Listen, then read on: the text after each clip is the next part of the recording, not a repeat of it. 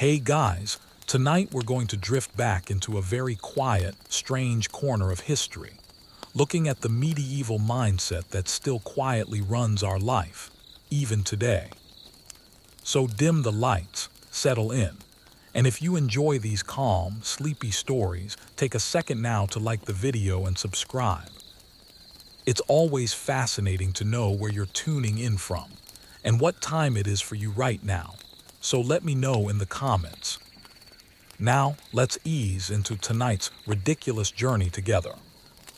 You probably think the classic 9-to-5 schedule came directly from the Industrial Revolution, right? From clever Victorian men in waistcoats, calculating the perfect number of working hours before employees started literally dying of exhaustion. But no, that's not it at all. This entire system actually came from monks. Back in the Middle Ages, monks were the only people organized enough to accurately tell time, and frankly, irritating enough to make everyone else follow their schedule. Their entire lives ran on a sacred but truly endless loop of bells ringing. There were morning bells, midday bells, bells for prayer, bells for eating, and bells, probably, for regretting that you had ever become a monk in the first place. It was far less a spiritual journey, and much more of a divine alarm system with extra added guilt. The day itself was divided into what they awkwardly called the canonical hours: matins, lauds, prime, terce, sext, nones, vespers, and compline. Now those names sound less like prayer times, and honestly, more like a list of rejected Harry Potter spells. At every single interval, monks would stop whatever they were doing to chant, or kneel, or simply stare blankly into eternity for a bit. The whole point was never actually about efficiency. You see, it was purely about obedience. You weren't supposed to think about things. You were just supposed to synchronize yourself with God, the abbey, and of course, whoever was in charge of the bell tower that day. And yes, you can absolutely guarantee that there was always that one monk who would ring the bell 2 minutes early, just to watch the world around him burn a little. Then, over the centuries, the world outside that monastery caught the same time contagion. Towns started scheduling their markets entirely by church bells. Guilds used them to mark their work hours, and eventually, the new factories copied the system wholesale. They kept the bells, but they removed the praying and added screaming managers instead. When the Industrial Revolution really rolled in, someone essentially said, "Let's just take the entire monastic routine, we'll remove all the faith, and then we'll add paperwork." And that is precisely how the modern workday was truly born. The monks, at least, got silence, they got wine, and a comfortable robe that conveniently doubled as pajamas. You, however, are stuck with fluorescent lights and relentless Slack notifications. Even your humble lunch break has its roots in this ancient monastic timekeeping system. It comes from the sixth hour, when monks would pause to pray, and maybe sneak in a small snack before getting back to their divine spreadsheets. So next time your alarm clock goes off at 7 a.m., and you reluctantly drag yourself toward another day of labor in exchange for rent and mild back pain, just remember this: you are not modern at all. You are actually medieval, just sadly without any of the chanting or the forgiveness that came with it. The 9-to-5 schedule didn't naturally evolve into what it is.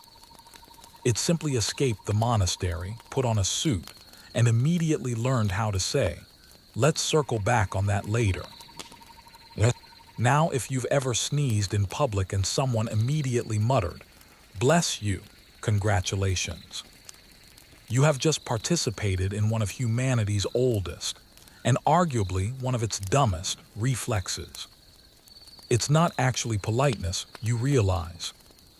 It's pure medieval panic that simply never got the memo about modern germ theory.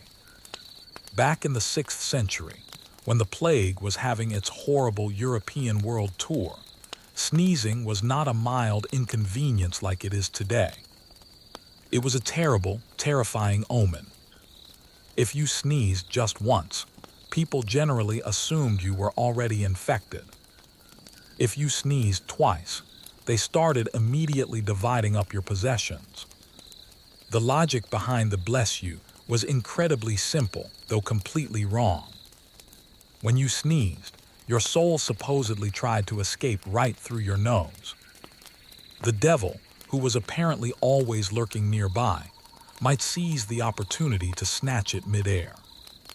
Enter Pope Gregory the Great, who, in 590 CE, decided that every single sneeze needed immediate divine intervention.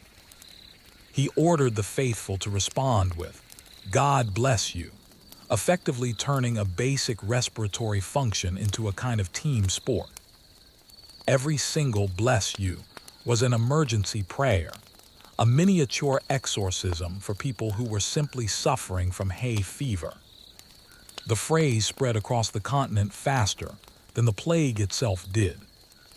Soon, every single village in Europe was collectively blessing each other into utter exhaustion. Nobody could sneeze in peace, you see. Just imagine the soundscape of those times.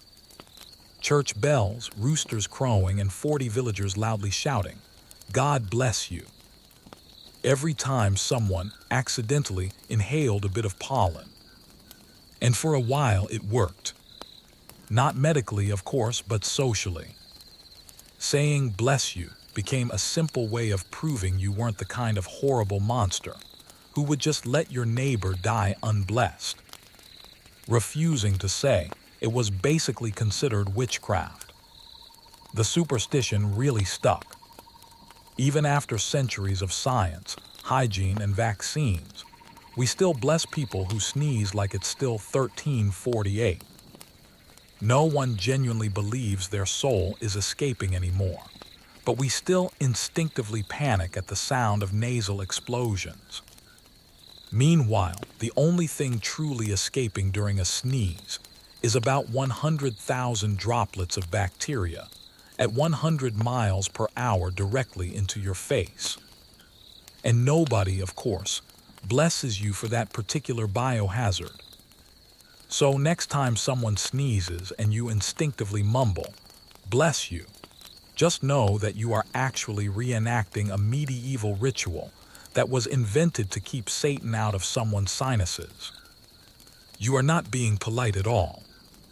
You are simply participating in a 1,000-year-old mass delusion. And somehow, it is still considered the best of manners. The next time you sit down at a dinner table to twirl your spaghetti or politely stab a piece of chicken with your fork, just remember this. In medieval Europe, that simple act alone would have gotten you immediately labeled as a heretic. Yes, the fork, that harmless little utensil in your cutlery drawer, was once truly considered a tool of Satan. It arrived in Western Europe sometime around the 11th century, carried by wealthy Byzantine nobles who used small, golden versions to eat dainty bites of food without getting their hands dirty. That seems pretty logical, right? Wrong. The church immediately had an absolute meltdown over it. Clergymen declared that using a fork was actually an insult to God, because according to their logic, the Almighty had already provided the perfect eating tools, your fingers. The mere idea that someone might prefer metal over flesh apparently bordered on outright blasphemy. One particularly famous case involved a Byzantine princess who married into the Venetian royal family. She brought her gold forks with her, and the local priests completely lost their collective minds. When she tragically died of the plague shortly after arriving, the clergy smugly declared that her death was divine punishment for daring to use a shiny, pronged stick instead of her God-given digits. For centuries after that, Europeans continued to eat with their hands, essentially like cavemen wearing fancy clothes. Even Renaissance nobles hesitated to use forks because it genuinely seemed unnatural to them. Knives and spoons were fine. One stabbed, one scooped, both biblical enough apparently. But the fork, well, the fork just had bad vibes. Ironically, people also started dying rapidly of foodborne illness because, shockingly, dirty fingers are not particularly hygienic. But no amount of dysentery could possibly out-argue the church's flawed logic. God made hands, ergo, you must use them. It wasn't until the 17th century, when Italy's fashionable elite finally decided that forks were elegant and sophisticated, that the rest of Europe reluctantly caved. And as always happens, the English were the last to join in, declaring forks effeminate until someone important used one publicly. So next time you sit at a table and politely twirl your pasta, know this for a fact. You are performing an act that was once truly seen as morally questionable. The medieval church fought against sanitation, elegance, and proper table decorum, and it ultimately lost that battle, which, in a very poetic way, makes every single dinner you have with cutlery a tiny, quiet victory for common sense over organized superstition, or as those priests would have called it, temptation served in silver. If you think bachelor parties today are chaotic and ridiculous, just try to imagine them with actual swords involved. In the Middle Ages, long before marriage was about love or shared Netflix accounts, it was a straightforward financial transaction. But even way back then, men simply could not resist having one last night of extremely poor decisions before signing their lives away to responsibility. Thus was born the medieval stag night, the original messy bachelor party. Knights would gather in taverns or massive manors, drink ale until their helmets didn't fit, gamble away their horses, and loudly declare their eternal loyalty to freedom, which usually lasted about 8 hours. These grand celebrations were technically supposed to honor the groom's transition into serious responsibility. In practice, however, they were just a perfect excuse to see how much mead a man could physically consume before falling hopelessly into a nearby moat. The stag itself symbolized virility and wildness, which is essentially medieval code for drunken regret. Guests would drunkenly toast the groom's bravery for entering matrimony, while quietly taking bets on exactly how long he would survive domestic life. Someone would inevitably challenge someone else to a completely pointless duel, and at least one man would always mistake the bride's cousin for a barmaid. The church naturally hated these parties, of course. Priests called them feasts of sin, which, to be fair, was a perfectly accurate description. They warned that drunkenness before marriage would lead to immediate damnation. The knights, naturally, took that as a direct challenge to their moral authority. Over time, the tradition slowly trickled down from nobles to townsmen, who replaced castles with taverns and full armor with leather shoes. But the spirit remained exactly the same. Eat, drink, and behave terribly, because tomorrow you are legally obligated not to. Even the morning after rituals were surprisingly familiar to us today. There were terrible hangovers, awkward silences, and promises never to speak of what exactly happened the night before.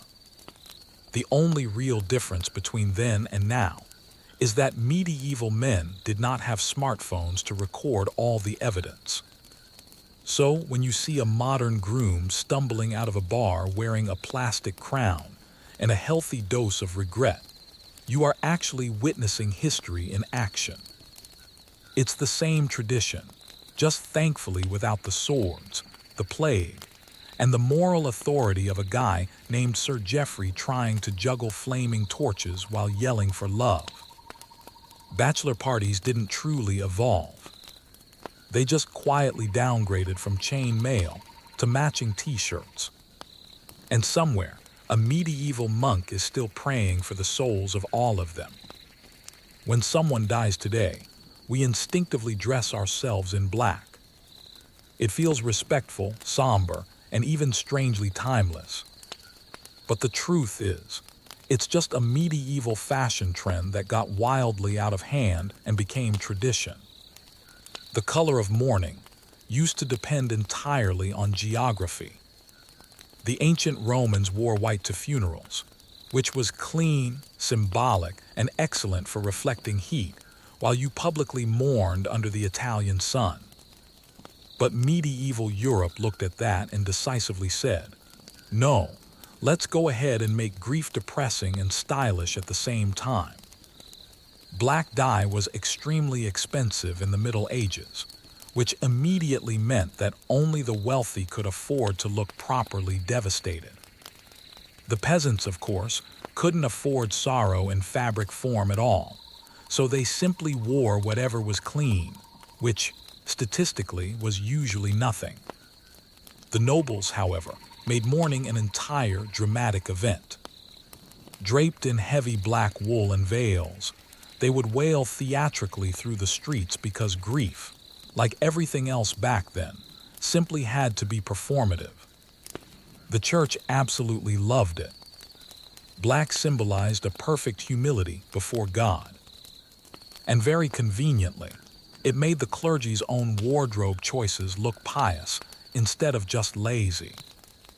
Over time, the color of mourning spread to every social class, because nothing says repentance like wearing something that naturally absorbs both heat and despair.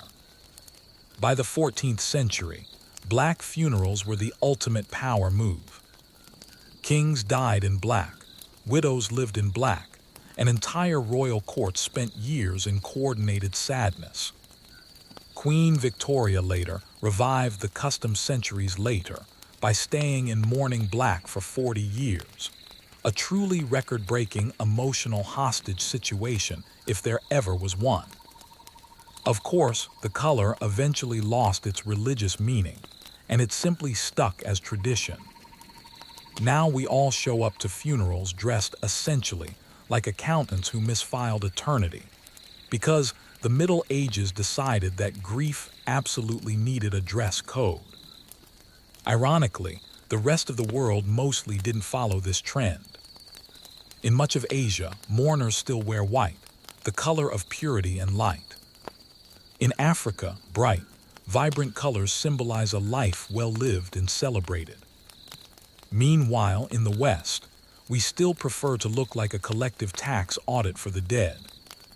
So next time you attend a funeral in black, just remember you're not channeling some sort of timeless reverence.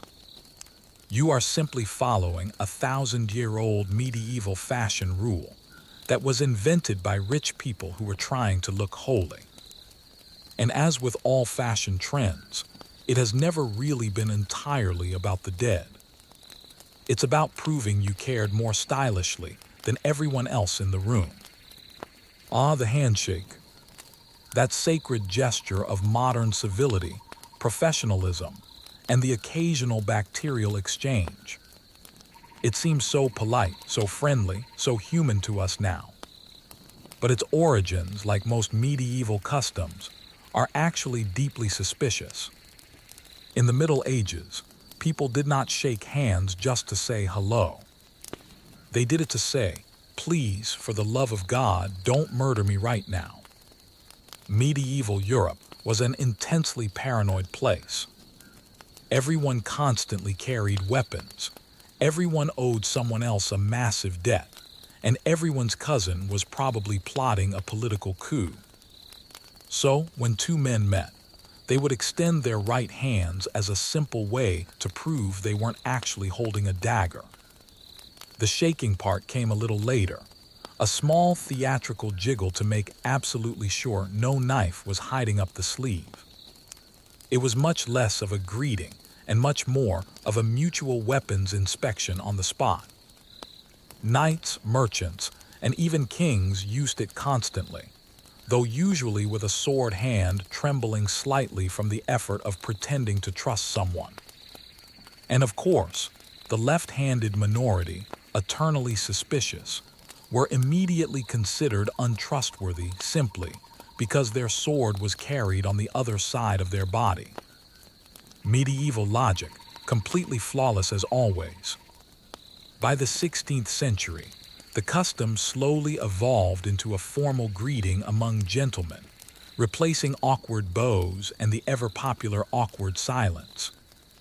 It became a sign of equality, a silent way of saying, "We are both free men, capable of stabbing each other if necessary, but we are choosing not to."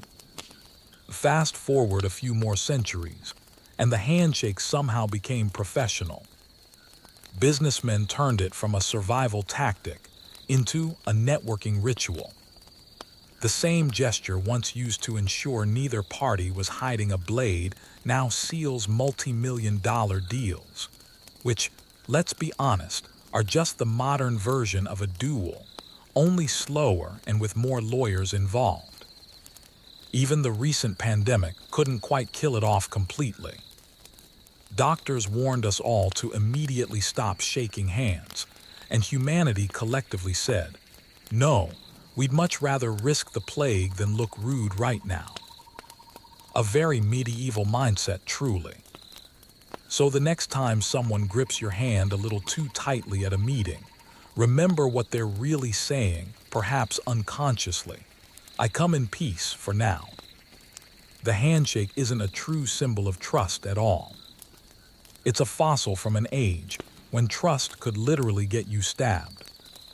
And given how much of modern business still works, maybe it hasn't really changed that much after all. If you've ever been told to chew with your mouth completely closed, or don't talk while eating, or please stop licking the knife, congratulations. You are practicing ancient survival techniques that were literally invented by medieval people who were simply tired of dying from dinner. You see, table manners didn't start because someone just wanted to appear elegant and sophisticated. They started because medieval dining was genuinely horrifying. Picture a long, simple wooden table covered in greasy trenches, which were basically edible plates made of stale bread, with everyone using the same knife, the same bowl, and the same grubby fingers. You didn't have your own utensils. You simply had hope. There were no napkins either. The standard etiquette for cleaning up was to simply wipe your hands on the nearest dog or the nearest neighbor. Monks famously complained about guests wiping their greasy fingers directly on the scripture. And yes, there were actual rules against spitting on the table, which implies that someone had to invent that rule the hard way. By the 13th century, disgust finally evolved into codified etiquette. Manuals began to circulate. Books like the Book of the Civilized Man, which taught you not to scratch yourself while eating, or blow your nose in the tablecloth, or use the knife to examine your teeth. These were actual, written instructions, meaning they absolutely weren't obvious common sense at the time. The upper class quickly turned hygiene into hierarchy. Peasants could eat with their hands, but nobles used manners to prove their superiority, a sort of social fencing match using spoons instead of swords. Eventually, manners became moral.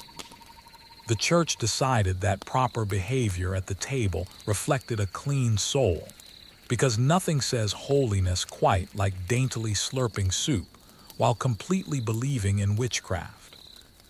By the Renaissance, dining had completely turned from basic survival to pure performance. Banquets were less about actually eating and much more about demonstrating that you weren't a barbarian. It was essentially Instagram culture, but with trenches and stale bread. And yet, those same medieval rules are still rigidly with us today. Don't burp. Don't pick your nose. Don't shout across the table. You're not doing them just to look polite, you know. You're doing them because in another, darker timeline, not doing them could have easily gotten you dysentery. You probably think the weekend was a fully modern invention, a triumph of labor unions, productivity science, or enlightened bosses who finally valued rest. Nope. It was invented by medieval peasants who wanted to stop working long enough to drink, pray, and occasionally remember what sunlight actually looked like. In the Middle Ages, there was no real concept of a weekend. You worked until your body was completely broken. Then you worked slightly more.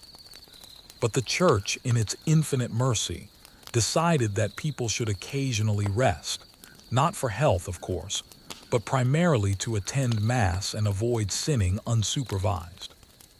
The church calendar was completely packed with feast days, sometimes up to 100 per year. These were religious holidays honoring obscure saints, the Virgin Mary, and occasionally events that sounded suspiciously like convenient excuses for massive parties. Each feast day meant a guaranteed day off work, free food, and the legal right to start drinking before noon. The nobility constantly complained that peasants had too many holidays. One medieval bishop famously grumbled that the people worked one day and rested 3. It's quite possibly the first recorded instance of a manager genuinely complaining about employee productivity in history. As the centuries passed, the Reformation started to trim the fat, quite literally canceling dozens of saint days for being considered too fun and distracting. The Puritans, in particular, were absolutely horrified that people actually enjoyed resting. So they strongly pushed for a stricter system, one mandatory day of rest, Sunday, which is precisely how the Lord's Day slowly turned into your modern lazy day. Then came the Industrial Revolution. Factory owners eventually noticed that overworked, miserable laborers kept breaking things, including themselves. So they reluctantly reintroduced rest days. Saturday afternoons were added later when someone finally realized that workers who weren't completely exhausted made fewer accidents, like falling into machinery. By the 20th century, the full 2-day weekend had become official. 1 day for God and 1 day for hangovers.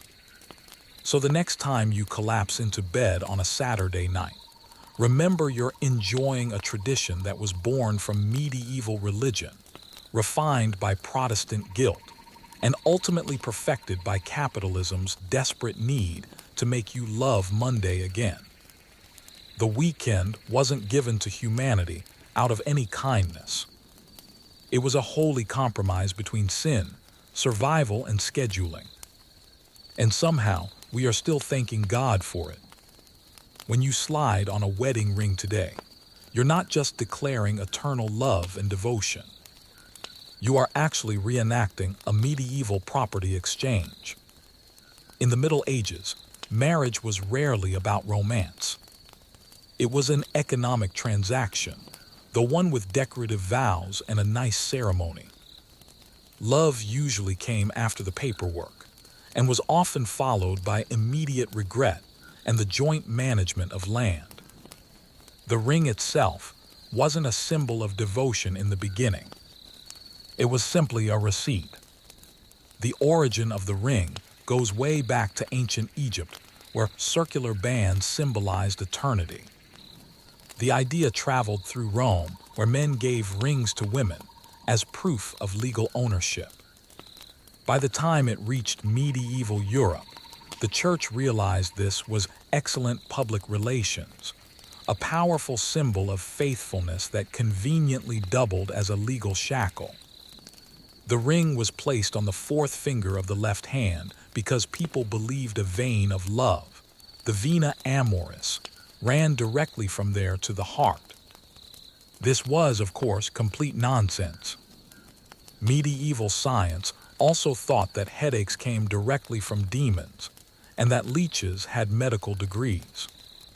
But the myth definitely stuck, mostly because it sounded poetic enough to justify the expense of all that gold. Weddings themselves were barely religious at all, until the church got seriously involved. Before that, it was common law. You said "I do" in front of witnesses, shook hands, and boom, you were legally married. The church, of course, saw a massive business opportunity. Soon, only unions officially blessed by clergy were considered valid, and rings became mandatory props for the entire show. And please don't be fooled. Those early rings were very rarely worn by the men. For centuries, the ring was entirely a one-way symbol, a woman's visible sign of possession, not partnership. Husbands didn't actually start wearing them until the 20th century, when World War II soldiers began sporting rings to remember their wives, or to remind everyone they were taken, even overseas. Now the wedding ring is everywhere, a tiny halo of metal that supposedly represents love, trust, and eternity. Until, of course, someone forgets it on the bathroom sink. So when you glance at that band of gold, remember what it really means deep down. Not eternal romance, not divine blessing. It is a medieval merger agreement that has simply survived every cultural collapse since the Crusades. You're not wearing a symbol of love. You are wearing a 900-year-old contract with much better branding. In the Middle Ages, the average person's home made a modern studio apartment look exactly like Versailles. Walls were often optional, doors were clearly overrated, and privacy was a complete myth. Most people lived in single-room houses that were shared with the entire family, all the animals, and whatever spirits were haunting the rafters that week. The medieval idea of personal space was essentially, please stop stepping on the chicken. But then came fabric, that miraculous new technology that could hide things without actually building new walls. Curtains started as practical objects, heavy drapes that were hung to keep out drafts, flies, and nosy neighbors. But soon, they quickly evolved into dramatic social statements. Nobles began hanging thick, embroidered curtains all around their beds, not just for warmth, but for dignity and status. These bed hangings were like portable bedrooms, creating the powerful illusion of privacy in a large hall filled with servants, snoring relatives, and the occasional bard performing. If you were wealthy enough, your bed had curtains so truly grand they could easily double as stage sets. Some even had inner curtains, which was privacy from your own spouse, apparently. Guests often slept in the same room, and sometimes even the same bed, so if you wanted to change clothes, pray, or cry dramatically, curtains were your only reliable line of defense.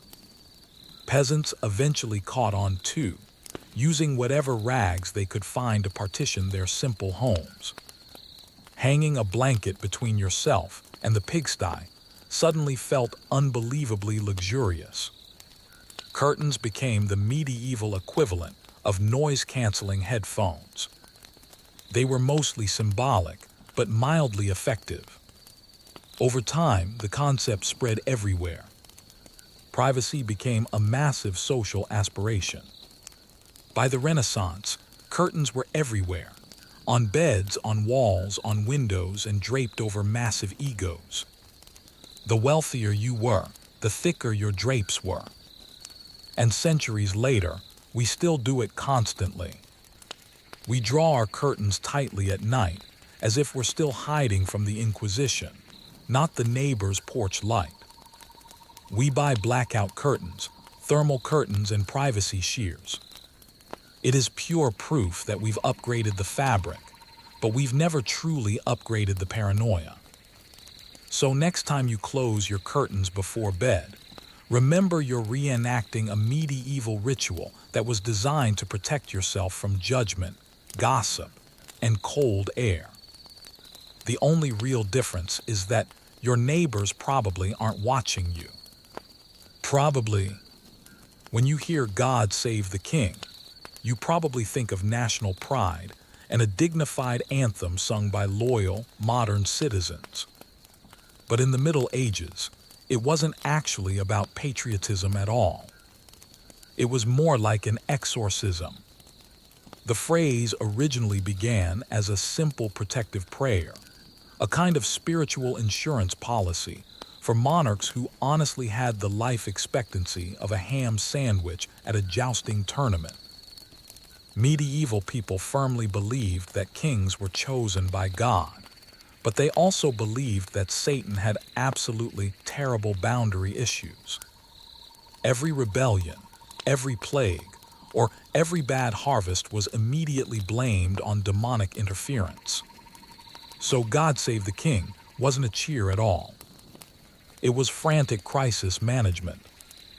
Whenever a ruler fell ill, or someone merely sneezed too close to the throne, the church organized public, desperate prayers to keep evil away. Entire crowds would chant, "God Save the King," like it was a powerful magic spell, because in their minds it absolutely was. The logic went something like this.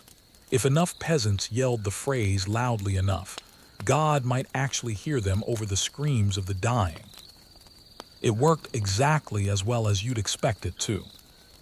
Medieval kings still routinely died, mostly from poisoning, warfare, or other rival kings. But people kept chanting anyway, because superstition is the one political tradition humanity never reforms itself from. By the 16th century, the phrase became purely ceremonial. It appeared in church services, royal processions, and desperate attempts to look loyal to authority. Saying it out loud was a simple way to prove you weren't currently plotting treason. Or at least not today. In a time when badmouthing the crown could easily get you executed, God Save the King was less about faith and much more about personal self-preservation. The song version came much, much later, during the 18th century, when England turned this frantic medieval emergency chant into a national anthem. What originally began as, "Please don't let the devil kill our monarch," quickly became, "Please don't let France do it instead." And here we are, centuries later, still singing it with hands on hearts, pretending it's all about national unity when, historically, it was just crowdsourced holy water. So the next time you hear a stadium full of people belting out, "God Save the King," remember you're witnessing a medieval ghost ritual. Only now it's nationally televised. The idea of a guaranteed day of rest sounds humane, maybe even progressive to us today. But the medieval church certainly didn't invent it to protect your work-life balance. They invented it to make absolutely sure you didn't skip Mass. In early medieval Europe, the church essentially ran everything. Your calendar, your conscience, and if necessary, your entire afterlife. So they officially declared Sunday a sacred rest day. Not because the peasants needed a break, but because the priests needed a captive audience. If you were caught working on a Sunday, you weren't breaking labor law. You were directly offending God. This was not a minor HR infraction. It was a matter of eternal damnation. Just imagine having to explain that in confession. "Forgive me, Father, for I weeded my garden during Vespers." The rule was incredibly clear. No plowing, no weaving, no blacksmithing, and definitely no selling things for profit. Unless, of course, the church wanted to sell indulgences. That was always fine. Miraculously fine, in fact. Sermons constantly warned that anyone who ignored the Lord's day risked immediate divine punishment. And because medieval Europe truly adored a good horror story, there were plenty of legends to go around. One famous legend told of a man who tried baking bread on a Sunday. The dough, it was said, instantly turned into snakes. Another farmer sharpened his scythe and promptly dropped dead on the spot. The moral of every story was always simple. God had very strong opinions about your weekend hobbies. Naturally, the enforcement of these rules was completely inconsistent. Lords and nobles still worked whenever they wanted to, because divine law, much like modern policy, didn't really apply to management. The peasants, meanwhile, were constantly threatened with hell for simply trying to survive. When the industrial age finally arrived, people conveniently rediscovered the Sunday rule and rebranded it as family time. Employers called it moral. Workers called it barely enough. And despite 1,000 years of progress and change, the logic has stayed entirely medieval.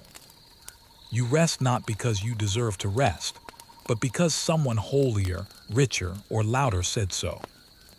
Today, most of us spend Sundays resting by doing unpaid labor, laundry, running errands, and quietly worrying about Monday. It's not exactly holy, but it's definitely traditional. So next time you feel a pang of guilt for checking your work email on a Sunday, relax. You're not actually defying God. You're just honoring the medieval legacy of working when you're technically not supposed to. And if your boss emails you about it, just tell them your dough is starting to turn into snakes. When someone calls you sir or ma'am, it feels polite, respectful even. But in the Middle Ages, those words didn't mean I respect you. They meant I recognize you could legally have me executed. Titles of address were the necessary linguistic armor of feudal Europe. Society was essentially a human pyramid with kings at the top, peasants at the bottom, and everyone else crushed somewhere uncomfortably in between. Calling someone sir, which is short for sire from the old French seigneur, was how you clearly acknowledged that they owned your land, your livelihood, and possibly your spine. It wasn't optional either. If you met a noble and forgot to bow, or you failed to use their proper title, it wasn't merely a social faux pas. It was a serious crime. Etiquette manuals from the 14th century actually warned that a man of low estate must speak to his betters with reverence, under pain of correction. Correction, of course, being medieval code for public humiliation and a light beating.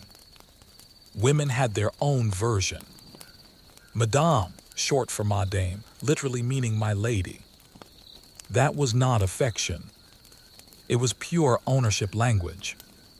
It told everyone nearby that this woman belonged to a social class above yours, usually because she belonged to an actual man above yours.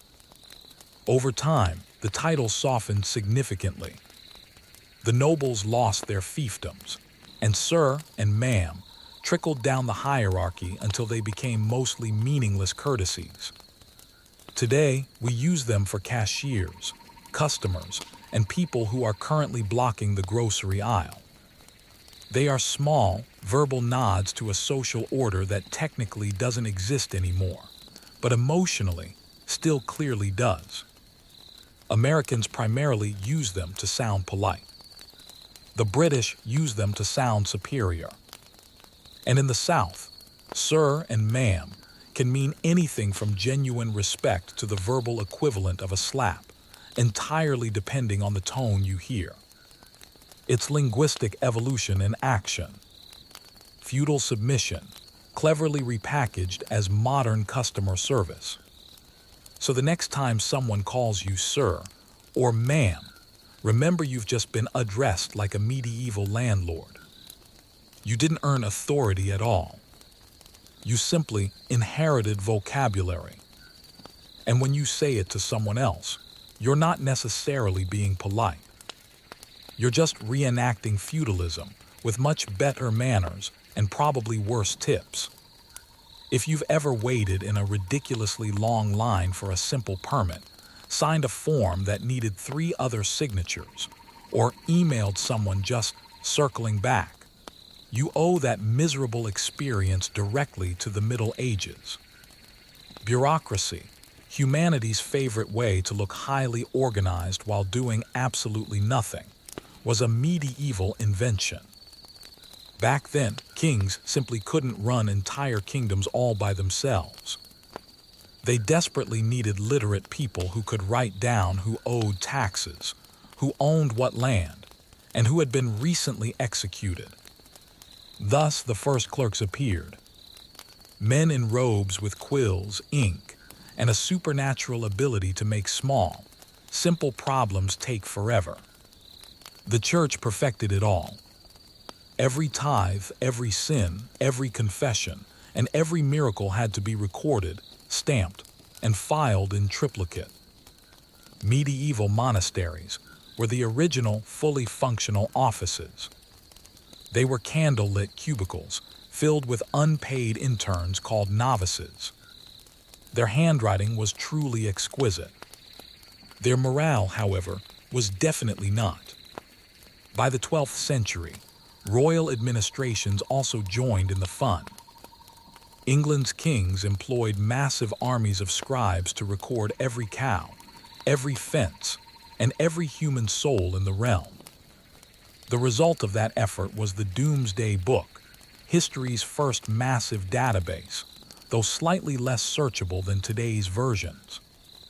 It was meant to strictly organize the kingdom, but it mostly organized confusion instead. Soon, every government in Europe copied the tedious idea. If something existed at all, it needed a form to prove it. Property disputes spawned scrolls that were physically longer than most marriages. Births, deaths, and taxes all required signatures, wax seals, and multiple witnesses. Losing your paperwork was practically considered treason. The real, perverse genius of medieval bureaucracy was its incredible ability to create work only for itself. For every new law, you needed a record.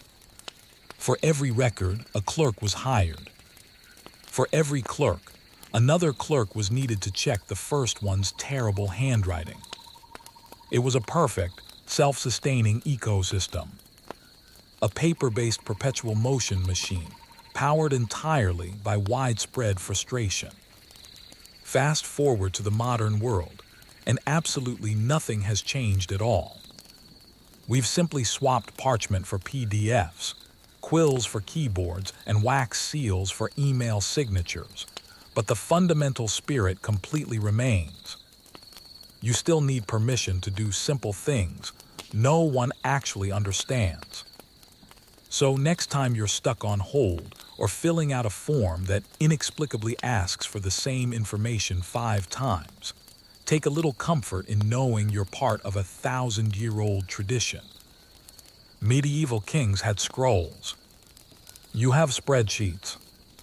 Both are equally meaningless in the grand scheme of things, but at least yours has a submit button. If you think outrage culture was invented recently on Twitter, you clearly haven't met a medieval villager with a little spare time and easy access to a church bell. The Middle Ages ran almost entirely on moral panic. There was no news cycle, no trending tab, just priests, rumors, and the occasional goat acting suspiciously in the town square. One person saw a comet streak by. Another immediately blamed the local widow for it. And suddenly, half the town was on fire and rioting. Back then, society didn't need proof to act. It desperately needed someone to blame. Was there a drought? Witches. Was there illness? Witches again. Did the bread simply not rise? Definitely the fault of witches. It was a one-size-fits-all, simple explanation for everything that ever went wrong. And if no witches were readily available to blame, heretics or foreigners would do nicely instead. The church expertly fueled this panic with industrial efficiency. Panic, you see, was very good for attendance numbers. If you could convince people that sin caused plagues and heresy caused earthquakes, they would quickly tithe more money. Call it medieval crowdfunding for divine protection. Inquisitors traveled from town to town, purging corruption, which mostly meant asking wildly leading questions until someone finally confessed to dancing with the devil. Public hysteria became an actual form of entertainment, too. Witch trials were huge community events. People brought snacks and drinks. The same folks who cheered loudly at the executions would then spend the next morning praying desperately for mercy. It was a perfect, unsettling balance of guilt and spectacle. And let's be honest, not much has really changed since then. We've simply replaced the gallows with comment sections and the torches with Wi-Fi.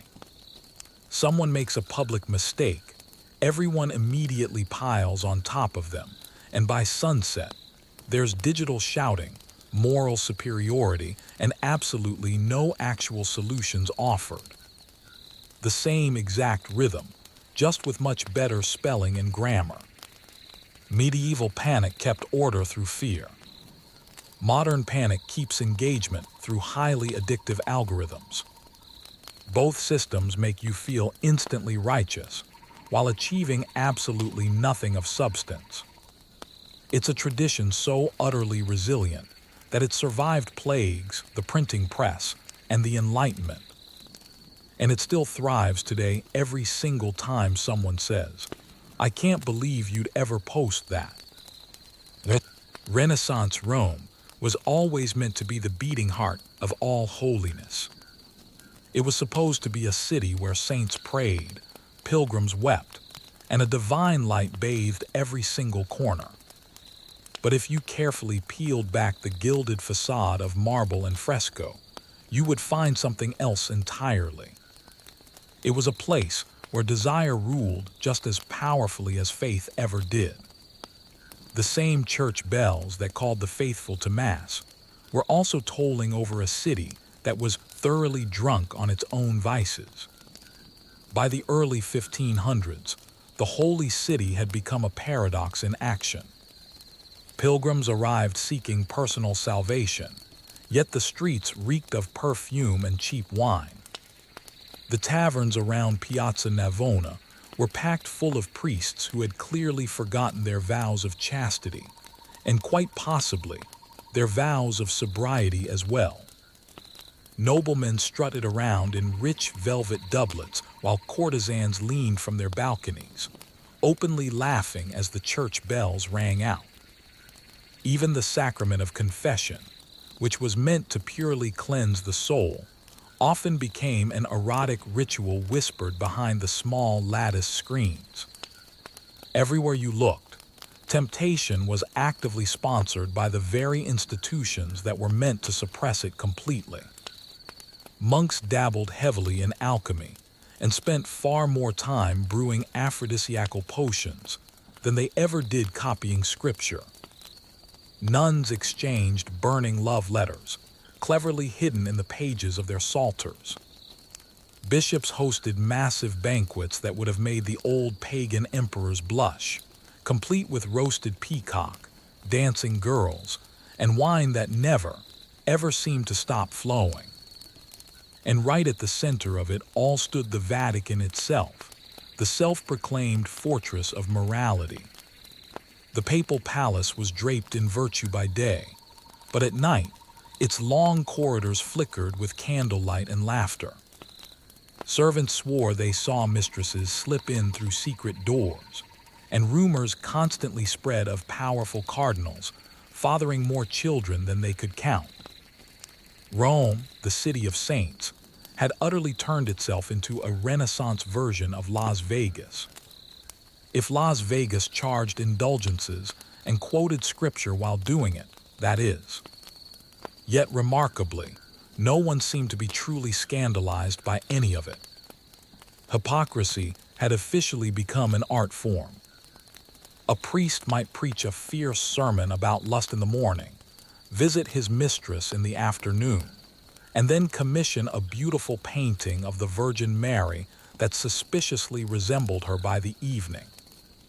It was an age where holiness was merely worn like expensive jewelry, sparkling brightly in the light, but completely tarnished in the dark.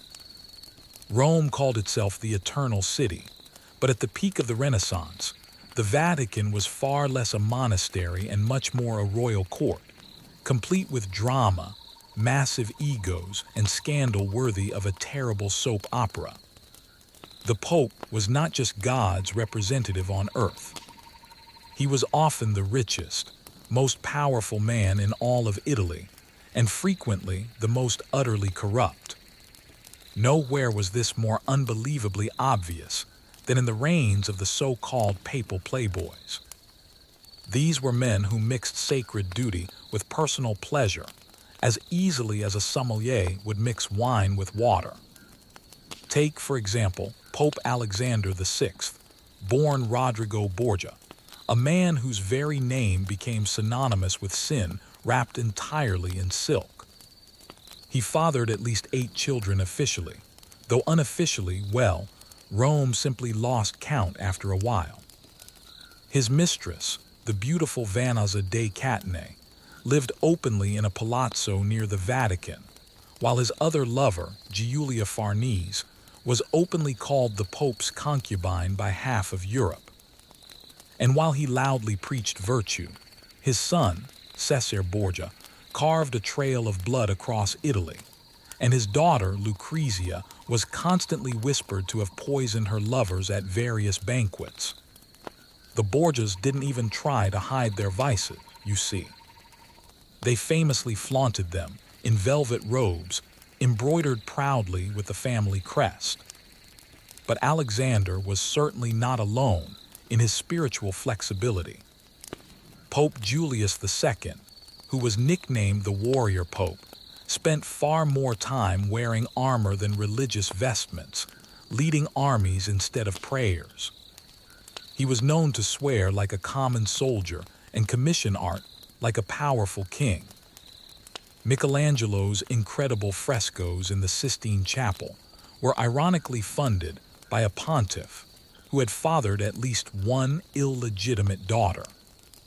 Meanwhile, Pope Leo X, from the powerful Medici family, treated the papacy like a massive Florentine bank account, throwing parties so incredibly lavish that even the Roman nobles themselves blushed at the excess. For these men, indulgences were not just a church doctrine to be followed. They were a luxurious lifestyle. Their banquets mixed cardinals, courtesans, poets, and painters, all swimming together in gold and gossip. The Vatican treasury was often drained, not by crusades or charity, but by carnival masks and expensive mistresses. And yet, the faithful somehow kept donating, believing the Pope to be the moral anchor of the entire world. Rome streets knew much better than that, of course. When a new Pope was elected, the people never actually asked for his holiness. They simply took bets on his lovers. The church had completely become a theater of sin, dressed up in silk and incense. Behind every single holy decree lay a raw human heartbeat, lusty, ambitious, and entirely flawed. If the popes were the undisputed kings of sin, then the courtesans of Rome were definitely its glittering queens. They were not the back alley kind, you understand, but the dazzling elite, the so-called courtegian once, the honest courtesans. Honest, of course, In the same sly way, a wolf is completely honest about wanting a sheep. These women could quote scripture in one breath and recite Ovid in the next, wearing gorgeous gowns that could easily bankrupt a cardinal and jewelry that probably already had. One of the most infamous was Imperia Cognati, known simply as La Divina Imperia. Her name alone struck both awe and fear into the heart of many a nobleman. She elegantly entertained cardinals, artists, and ambassadors in beautiful salons that were always heavily perfumed with incense and scandal. She wasn't just a stunning beauty. She was an intellectual, a sharp woman who could easily dismantle a bishop's long argument about virtue while sipping fine Venetian wine. When she tragically died young, the city actually mourned her as if she were royalty. Even the clergy sent flowers, pretending it was out of simple Christian charity rather than fond memory. Then came Tullia d'Erigena, a talented poet, a philosopher, and the rumored lover of half the Vatican secretaries. Tullia boldly wrote lengthy essays defending women's right to pleasure, something that made priests literally choke on their communion wafers. Her elegant home became a gathering place for all the city's artists and thinkers, where discussions about theology always somehow circled back to the hot topic of lust. These women navigated the dangerous game of Roman high society like seasoned, professional diplomats. In a city ruled entirely by men who preached purity but fiercely practiced indulgence, the courtesans became the most cunning and powerful players of all. They knew every secret, every illicit affair, and every single whispered promise made in candlelit confessionals. A well-placed word from a courtesan could easily ruin a powerful career or immediately ignite a massive papal feud. And they weren't just tolerated by society, they were absolutely necessary. When diplomacy failed, Rome frequently sent not soldiers but seductive smiles. Noble women lived under constant surveillance, but courtesans moved freely, their charms serving as unofficial, powerful ambassadors. Behind their carefully painted lips and jeweled corsets, they held the true intelligence network of the entire Renaissance. Ironically, these acknowledged sinners often showed far more wit and dignity than their supposed moral superiors ever did. They played the very system that oppressed them and skillfully turned it into an art form. While priests chased them in secret and poets immortalized them in verse, the courtesans of Rome proved that power didn't always have to wear a mitre. Sometimes it wore a shimmering veil of silk.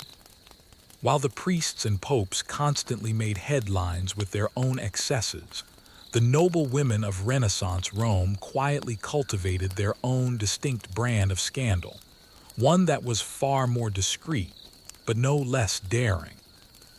These women lived in marble palaces that were gilded with virtue, yet their hearts and letters burned fiercely with barely concealed passion. Marriage in their highly structured world was always a political contract, never a romantic union. So when a duchess found herself legally chained to a dull husband who was twice her age, the natural, inevitable solution was to find a confessor. One who listened very carefully, and on occasion, conveniently stayed the night. Among the whispered legends was Vittoria Colonna, a celebrated poet and the widow of a nobleman who had died on the battlefield. Her profound piety made her a true darling of Rome's religious circles. Yet her close friendship with Michelangelo raised eyebrows that never truly lowered themselves again. Their extensive correspondence, filled with spiritual longing and poetic tenderness, constantly walked the razor's edge between divine love and a forbidden, earthly desire. The Church carefully called it platonic. Rome knew better and called it obvious. Others were far less subtle in their pursuits. The Orsini and Farnese women, names that carried social weight equal to the popes themselves, used their beauty and influence to easily entangle cardinals, artists, and ambassadors alike. Their elegant salons quickly became dramatic theaters of flirtation where poetry, music, and philosophy were simply polite pretexts for deep seduction. Affairs were conducted through cleverly coded letters, saintly portraits that concealed miniature love notes, and the occasional conveniently timed pilgrimage that led directly to a lover's remote villa outside the city walls. But discretion was the absolute key to survival. If a nobleman's indiscretion could be easily excused as simply vigorous temperament, a woman's could be ruthlessly punished with public exile, or much worse. That didn't stop them at all. Many noble women brilliantly mastered the art of looking profoundly holy while secretly living wickedly. They made sure to go to confession daily, ensuring their sins never piled up too high, and they dressed modestly in public while cleverly hiding beautifully embroidered bodices beneath their simple cloaks. Behind every exquisitely painted virgin on a palace wall, there was a quiet, untold story of guilt and hunger for life. And while the Vatican loudly thundered about purity, Rome's noble women quietly wrote sonnets about passion. They all knew the high-stakes game. Sin very quietly, repent beautifully in public, and above all, never, ever get caught in the act. In a city where men wielded all the power in public, women learned to wield it powerfully in private. And very often, their soft whispers in the dark echoed far louder than any booming sermon from the pulpit. Art was Rome's most respectable, brilliant disguise for deep desire. Beneath the halo of so-called divine inspiration, painters and sculptors filled chapels with stunning visions that were less about heaven and much more about glorifying the flesh. The Renaissance brought a powerful revival of the human form, and artists embraced it with a visible enthusiasm that occasionally forgot where pure beauty ended and outright blasphemy began. Take Raphael, Rome's golden boy. His famous frescoes glowed with a perfect serenity. But behind that serenity lay a man famously incapable of resisting temptation in any form. His muse, La Fornarina, was a local baker's daughter whose perfect curves inspired half of his beautiful Madonnas. She became his great obsession, his hidden partner, and depending on who you asked, the true model for the Virgin Mary herself. When Raphael tragically died young, rumors quickly spread that it wasn't from fever, but from sheer exhaustion after a particularly night of overzealous artistic study. Michelangelo, in stark contrast, wrestled constantly with guilt just as much as he wrestled with marble. His incredible figures on the Sistine Chapel ceiling were technically biblical, but no one could possibly miss how lovingly he had sculpted every single muscle and curve. Some church officials grumbled openly that his powerful saints looked a bit too human and too muscular. Michelangelo's defenders called it divine anatomy. His critics, however, called it pornography.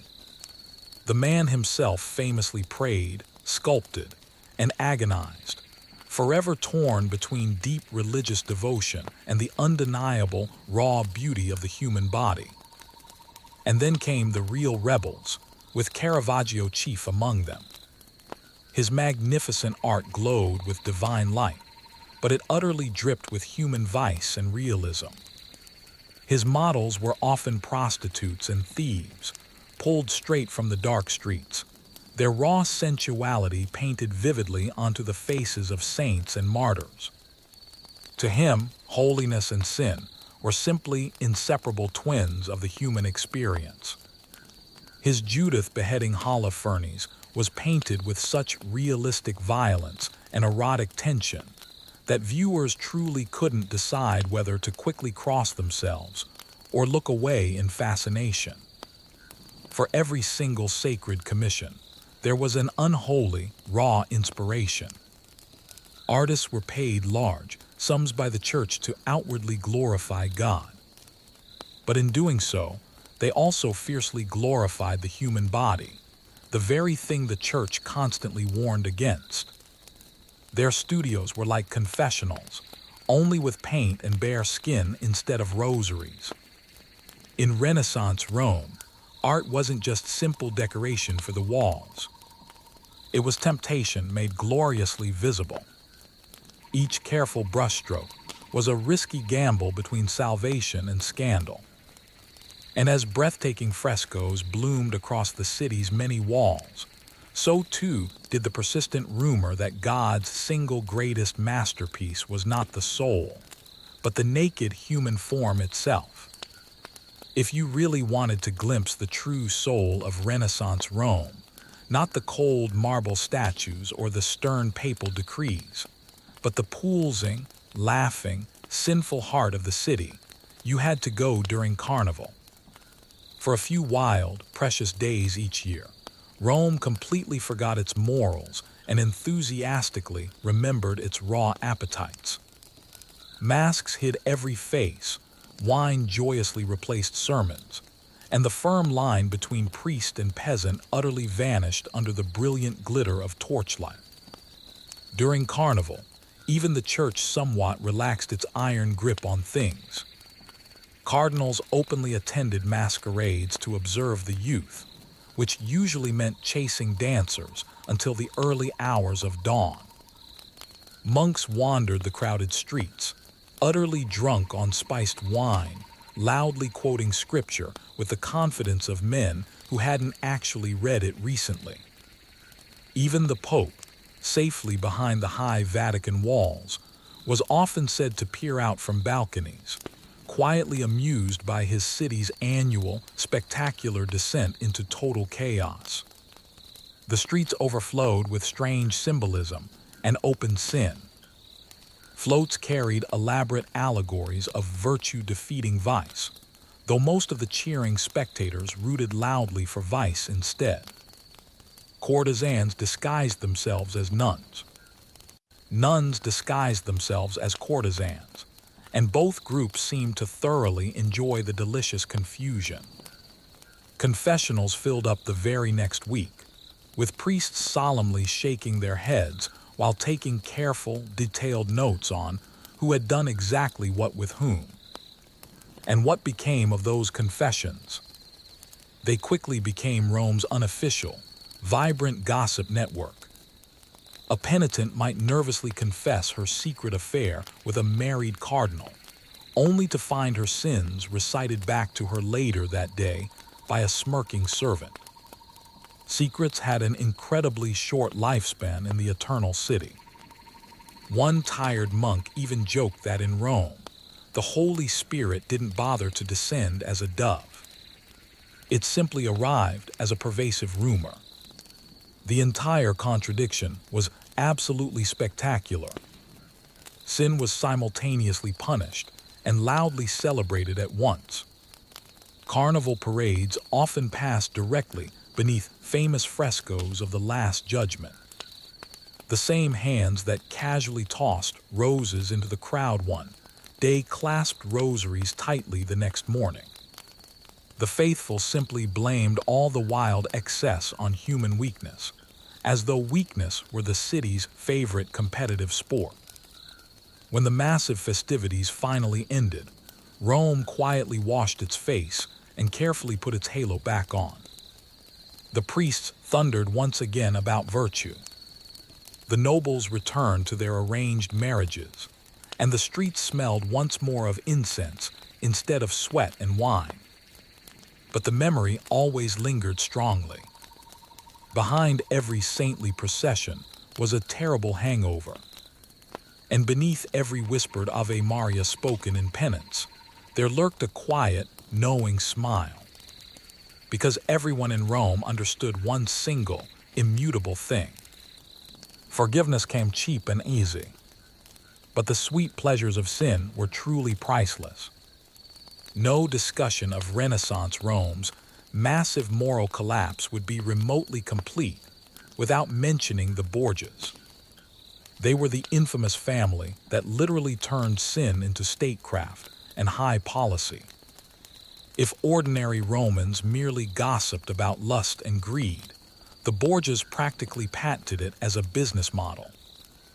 Rodrigo Borgia, who eventually became Pope Alexander VI, ruled not like a gentle shepherd of souls, but like the powerful godfather of an Italian crime syndicate. If the crime syndicate also had the authority to issue indulgences. His Vatican was a gilded stage for the most extreme decadence. Witnesses spoke of famous banquets where courtesans openly dined naked, of rooms draped lavishly in silk and heavily perfumed with scandalous gossip. One particularly infamous night, later sensationally dubbed the Banquet of Chestnuts, featured 50 dancers, cardinals who tossed roasted chestnuts onto the floor, and guests who crawled to collect them in a shameless display of indulgence. Whether the story was exaggerated or not hardly mattered at all. Rome completely believed it, and that was more than enough to solidify the legend. Rodrigo's numerous children were the vivid, real proof of his complex, dual legacy. Cesare Borgia, the Pope's favorite son, was incredibly charming, handsome, and entirely ruthless in his pursuit of power. He murdered his rivals with the same cold efficiency. His father used to grant pardons. Cesare's sister, Lucrezia, became a dark legend of her own, constantly accused of incest, poisonings, and ruthless seductions, though much of it was likely venomous propaganda spread by their many enemies. Still, her uncanny ability to expertly manipulate the men around her, her husbands, her lovers, even the popes, made her one of the most truly dangerous women in all of Europe. The Borgias deliberately blurred every single line between holiness and hedonism for their own gain. Their private vices constantly spilled over into their public policy. Cardinals were appointed only through massive bribery.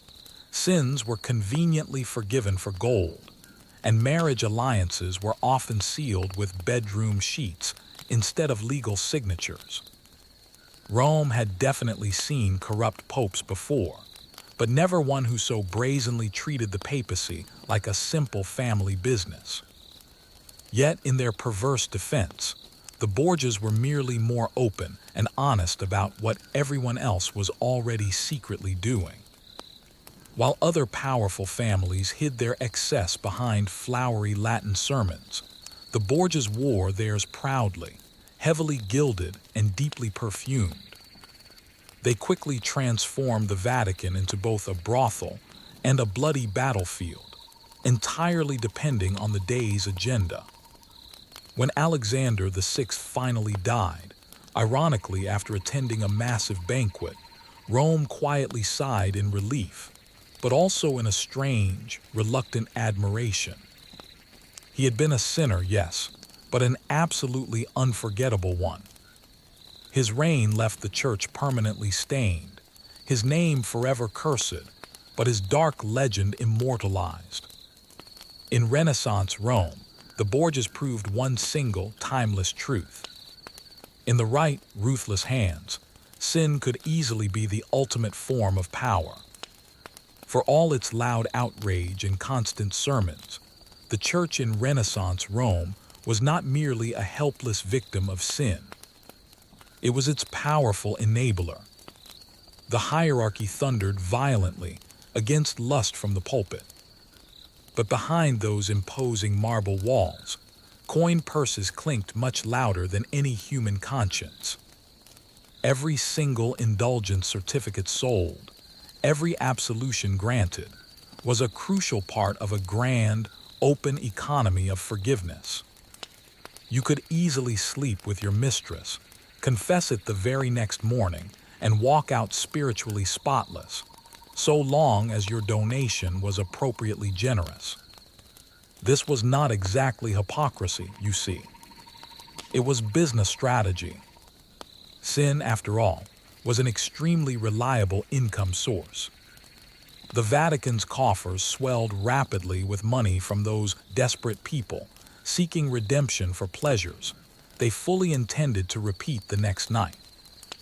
In a strange sense, the church had effectively turned desire into a profitable subscription service. You would sin, confess it, pay for it, and then repeat the cycle. Even the mass printing of indulgence certificates quickly became a booming industry. Monks who should have been illuminating Bibles were instead carefully tallying cash receipts. Cardinals owned massive vineyards, lent money at high interest, and maintained luxurious estates that were richly stocked with servants and lovers. One bishop famously had so many illegitimate children that locals openly nicknamed his palace the House of the Lord and his extended family. And yet, these very same men presided over brutal inquisitions and moral trials, solemnly condemning poor peasants for minor sins that were practically Vatican traditions among the elite. When voices of reform finally began to rise, with honest monks whispering that the church had completely lost its soul, they were immediately silenced or exiled away. It was simply too dangerous to publicly accuse God's powerful representatives of acting exactly like common merchants. Still, rumors of papal indulgence and open debauchery spread much faster than any official decree could. Even the deeply faithful began to smirk when priests warned them against temptation in their sermons. They had simply seen too many passionate sermons end abruptly at the local tavern a few blocks away. The entire irony was purely divine. The more the church fiercely preached against sin, the more it actually depended on it for revenue. Without lust, deep greed, and powerful human guilt, half of Rome's economy and the other half of the Vatican would have instantly collapsed overnight. Some brave souls tried to reform the entire corrupt system from within. A few honest friars openly denounced the widespread corruption, only to be totally ignored, immediately reassigned, or mysteriously found ill a few days later. Others simply accepted that Rome's official holiness was purely theoretical at best. As one weary priest wrote sadly in his personal diary, "We do not truly live in the city of God, but rather in the city God pretends not to see." And so, under 1,000 flickering candles and beautifully painted saints, the church continued its divine performance. It was half prayer, half indulgence, and wholly, utterly human in its flaws. By the end of the Renaissance, Rome had completely perfected the complex art of pretending to be holy.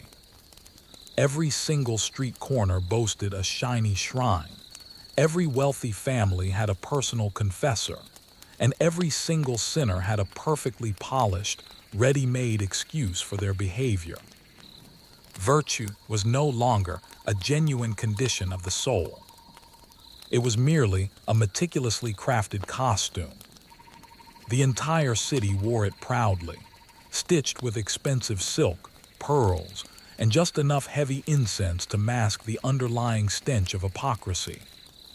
Men famously strutted into church with prayer books in one hand and urgent love letters in the other. Women elegantly crossed themselves at Mass, while discreetly meeting their lovers' eyes 2 pews away from their husbands. Artists painted breathtaking angels with the actual faces of their muses. Popes commissioned expensive altarpieces to officially atone for the massive feasts they had hosted the night before. Everyone in Rome was a talented performer, and the grand, beautiful theater was divine. The clever ones understood the complicated game perfectly. You didn't actually have to be virtuous. You just had to convincingly look virtuous to the public eye. A tear at confession, a generous public donation to the poor, a pious expression when someone mentioned sin. Reputation was the true currency of the city, and everyone guarded theirs with much more care than they guarded their soul. If you sinned discreetly, you were simply human. If you were publicly caught, you were instantly damned. Even morality itself suddenly became highly fashionable and collectible. Religious relics were openly traded like valuable jewelry. Pilgrimages became massive social events and networking opportunities. And charity was simply the Renaissance version of public relations, or PR. When noblemen sponsored new churches, it was usually not for spiritual salvation. It was purely for social status. A new fresco of the Last Judgment could somehow magically cleanse your entire legacy, faster than 1,000 prayers ever could. The Vatican called it faith and devotion. Rome, the city, called it strategy. And yet, amid all this constant duplicity, there was something undeniably almost poetic about the whole scene. The city was thoroughly corrupt, yes, but it was incredibly alive and vital. Passion and hypocrisy danced together in a perfect, frantic rhythm, giving birth to stunning art, revolutionary architecture, and powerful ideas that still captivate the entire world. For every single sin whispered in the dark, a masterpiece was eventually born in the light. In the final analysis, Renaissance Rome was not simply wicked as a place. It was profoundly, intensely human. It showed the world the simple truth that the holiest men could deeply desire, that the most pious women could passionately dream, and that immense beauty could grow from the soil of utter corruption. The Eternal City survived all its own scandals because, deep down, it never truly sought perfect moral perfection. It desperately sought immortality. And in that relentless pursuit, even sin itself became sacred and necessary. You weren't simply born into immediate fame in the Roman circus. You were born into the dirt, the dust, and the constant smell of horse sweat. The stables were your entire cradle, and the frantic sound of pounding hooves was your only lullaby. In the Roman world, great charioteers didn't suddenly come from noble bloodlines and wealthy families. They usually came from chains. Most of the drivers, the origi, were slaves, prisoners of war, or poor freedmen who had more scars than actual coins in their pockets. But that honestly didn't matter at all, because in the vast Circus Maximus, even a despised slave could instantly become a god if he somehow survived long enough to flash across the finish line. From the very moment you could walk, you quickly learned to run alongside the massive, powerful horses. They were your only teachers, impatient, incredibly powerful, and utterly merciless. The trainers constantly barked orders, snapped their whips onto the reins, and told you the bitter truth that every young boy secretly dreaded to hear. The sand will drink your blood before the crowd ever remembers your name. But you refused to listen to their warnings. You had a deep, gnawing hunger that was much sharper than any fear. Every morning began long before the actual dawn. You would shovel mountains of dung, brush the thick mayonnaise, and carry heavy buckets of water until your arms constantly trembled from the effort. And when the harsh trainers weren't looking directly, you would secretly sneak into the empty, silent track, feeling the vast silence of the circus as if it were patiently watching you. You'd vividly imagine the stands entirely filled with 200,000 screaming Romans, cheering, jeering, wagering everything they owned on your fast death or glorious victory. It wasn't religious faith that truly kept you going out there. It was fierce, burning pride. Pride and the intoxicating dream that for a few blazing, fleeting minutes, all of Rome would stop and simply see you. The Circus Maximus was truly the beating, massive heart of the entire empire, more powerful than any temple, much louder than any Senate debate. 200,000 screaming spectators, their voices thundering through the marble seats in waves. Men screamed, women fainted, and massive fortunes were instantly won or lost in the short time it took to complete a mere 7 laps. No other stage in the world offered such a spectacle of madness or such overwhelming glory.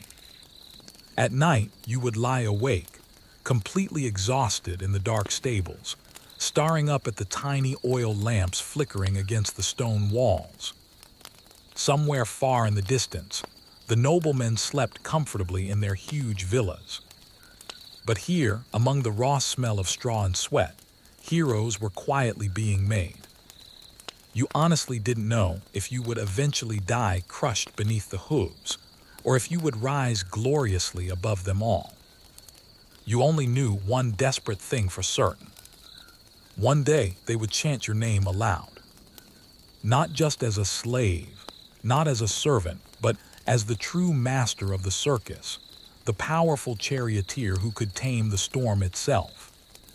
The stables were your entire world, hot, noisy, and always just one small mistake away from violent death. You served the factions, the powerful racing teams of Rome, each one as fierce and disciplined as a full legion. There were the blues and the greens, the reds and the whites, 4 specific colors that divided the entire empire more passionately than any politics or war ever could. Every single Roman had a favorite side. From the desperate slaves in the taverns to the haughty senators in their flowing togas. The circus was much more than just entertainment. It was a potent, powerful religion, and you were slowly about to become its high priest. You started your time as a stable boy, a quiet shadow among giants. You brushed the horses until your hands were raw and blistered, fed them barley expertly mixed with fine wine, and learned to read their every mood the way a seasoned soldier reads an enemy's movements.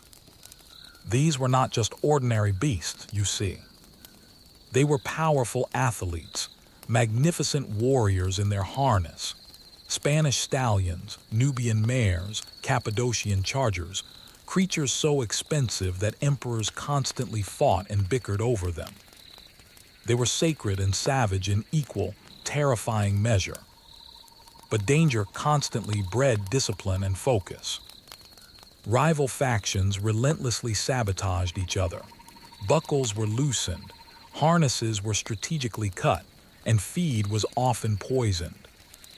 A single accident caused by carelessness or sabotage could instantly end a career or a life. You quickly learned to sleep lightly, with one hand resting close to your knife and the other stretched lightly over the reins of your horses.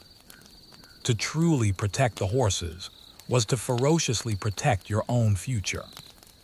The Dominus Factionis, your stern team master, ruled the stables with an iron whip and cold authority. He brutally taught you that trust was a profound weakness, and that hesitation was always death. He would slap your shoulder and coldly say, "If the horses don't fear you, boy, the crowd will certainly never respect you." And yet, you knew you couldn't simply rule them by fear alone. You had to genuinely earn the horses' complete loyalty, their heartbeat sinking into perfect rhythm with yours when the chariot roared violently forward. That intense, silent bond was your only real armor out there. At night, the dark stables came alive with murmured, desperate prayers. Drivers constantly traced powerful charms on the horses' foreheads, invoking Neptune, the volatile god of horses and the sea. Others solemnly offered wine to Fortuna, the fickle goddess of luck, because mere skill alone was never enough to survive the circus. One snapped axle, one loose, poorly tied strap, one heartbeat too late in a turn, and your body would be brutally trampled into the deep sand before the crowd even had time to fully gasp. Still, you endured it all. You constantly endured the brutal heat, the overwhelming sweat, and the perpetual, constant risk of sudden death. Because every single lap around the terrifying circus promised something far more intoxicating than simple freedom: immortality. And you were deeply willing to burn in those stables, pushing yourself to the limit, until the gods themselves finally noticed your inner fire. Your very first day behind the chariot reins wasn't just a race at all. It was a fierce battle against raw, paralyzing terror. The chariot itself was much lighter than it looked, a truly fragile frame of wood and leather that precariously balanced on knife-thin, spinning wheels. One wrong move out there, one stumble from the massive horses, and you knew you'd be dragged brutally to your death before anyone could even scream your name. The trainers called it learning the craft. You just called it desperately surviving. Every sunrise meant relentless drills. You quickly learned to stand upright while the small chariot rattled violently over the uneven, choppy ground. The reins were wrapped not just in your hands, but firmly around your waist. That way, you could expertly steer with your entire body weight. But if you fell and the knot held, you'd be dragged until you were nothing more than bloody pulp. It was the first and the cruelest lesson of the circus. Mastery and death used exactly the same knots to hold you. The horses were both your trusted partners and your potential executioners. You quickly memorized their every snort, every tiny twitch, and every tremor of fear. 4 horses, one unified mind. That was the ultimate, necessary goal out there. If one horse faltered, the others immediately followed its lead. If one horse suddenly bolted, all 4 were instantly doomed. You learned to whisper fiercely to them, to curse them loudly, and even to pray with them in the quiet moments. Their eyes, wide and white with fire and fear, chillingly reflected your own desperate struggle. You didn't truly control them, you see. You had to become them instead. Trainers constantly barked harsh insults, flung their whips, and hurled curses at you when you failed to execute the turn perfectly. One old, scarred veteran who was half deaf and half mad from the sport told you a simple truth. A true Origa never, ever blinks during a crash. You'll see splinters fly, blood spray everywhere, skulls will crack, he hissed. But if you blink, boy, you will certainly miss your only moment to live. He wasn't wrong in the least.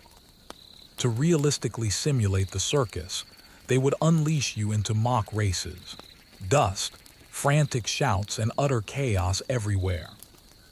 Rivals constantly slammed their chariot wheels violently into yours, desperately trying to splinter your wood.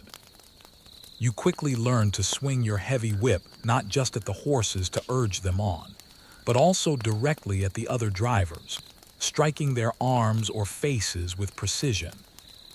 There were, literally, no rules in this terrifying training, because there were simply none in the massive arena either. Survival was the only lesson that mattered. By dusk, your young muscles screamed in pain. Your hands were completely bloody and raw, and your heart beat loudly like a drum of war inside your chest. But the physical pain eventually dulled, and something cold and calculating slowly replaced it.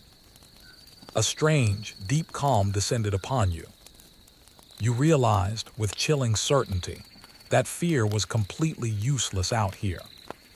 The sand didn't care at all who lived or who died.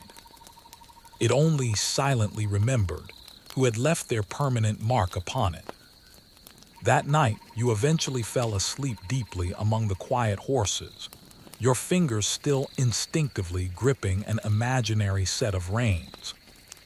You fiercely dreamed of thunder, of pounding hooves, of screaming wheels, and of a massive crowd loudly chanting a name you swore would soon be yours.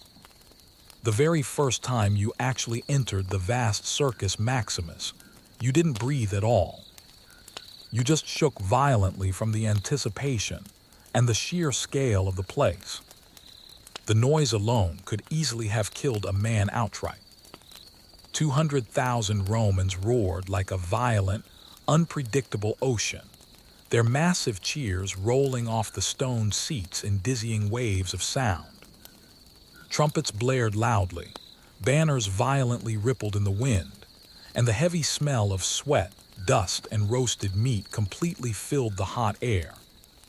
It wasn't just a simple race at all.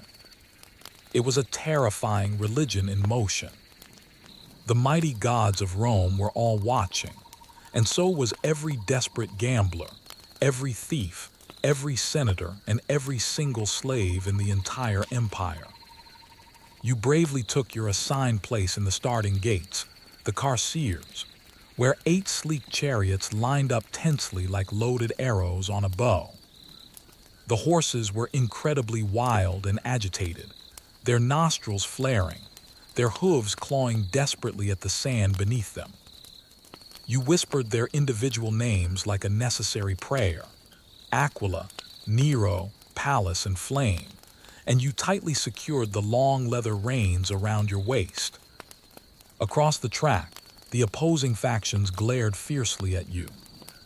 The Greens were heavily favored to win today, and the Blues, your team, were utterly desperate for a much-needed win. The desperate bettors had already made their final decisions about who should live and who should tragically die on the track. You just had to furiously prove them all completely wrong. The official dramatically dropped his cloth to signal the start. There was one terrifying heartbeat of silence, and then utter chaos exploded everywhere.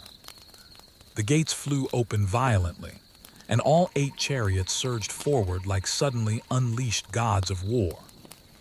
Sand flew up everywhere, the wheels screamed loudly, and you immediately leaned into the first critical turn, your entire life perfectly balanced on 2 rapidly spinning wooden circles. The first corner of the track was always a bloody battlefield. Drivers whipped savagely at their rivals, the horses screamed in fear, and the massive crowd howled loudly for blood to be spilled. You felt a violent jolt as a desperate rival slammed his chariot into your wheel, desperately trying to shatter it. You held on, carefully counting your movements, expertly guiding your team tighter and tighter around the spina, the central barrier lined with marble statues of Neptune and dolphins.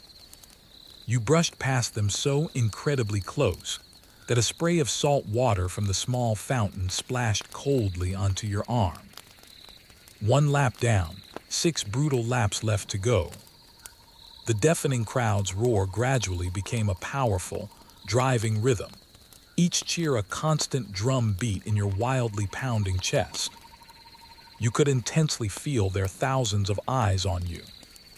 Thousands of complete strangers whose love or hate entirely depended on your performance in this single turn. For one fleeting, glorious moment, you perfectly understood why men willingly risked absolutely everything for this utter madness. Death no longer truly frightened you at all. It thrilled you. When you eventually crossed the finish line, you truly didn't know if you had actually won the race or simply survived the experience. The heavy sand clung to your sweaty face like fine ashes, and your hands violently shook from the immense strain of holding the reins. But above all the loud chaos and noise, one thing was finally clear. The vast crowd was chanting your name.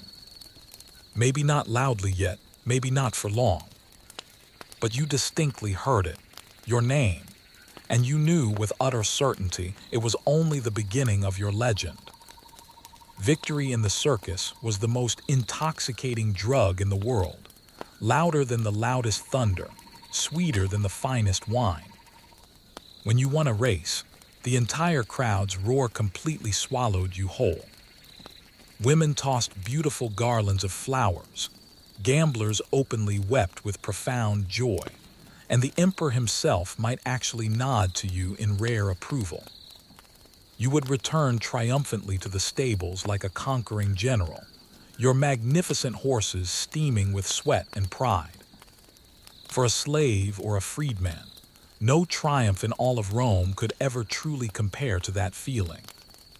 In a single, blazing afternoon, you could easily earn what a common soldier made in 10 long years of service. And with great victory came everything else the world could offer. Fame, glittering gold, raw desire, powerful patrons who lined up desperately to sponsor you, politicians who suddenly sought your friendship, and poets who immediately immortalized your name on wax tablets. The entire city whispered constantly about your amazing skill, your impossible luck, your supposed effortless charm. Even the bored noble women, tired of their marble-like husbands and dull, arranged dinners, sent you constant, secret messages. To Rome, you were no longer a mere man at all. You were a powerful myth with a pulse and a furious desire to survive. But the higher you constantly rose in fame, the sharper the hidden knives became around you. Jealousy was literally the second language spoken in the circus. Rivals constantly plotted terrible accidents and sabotage. Fans violently rioted if their faction color lost the race.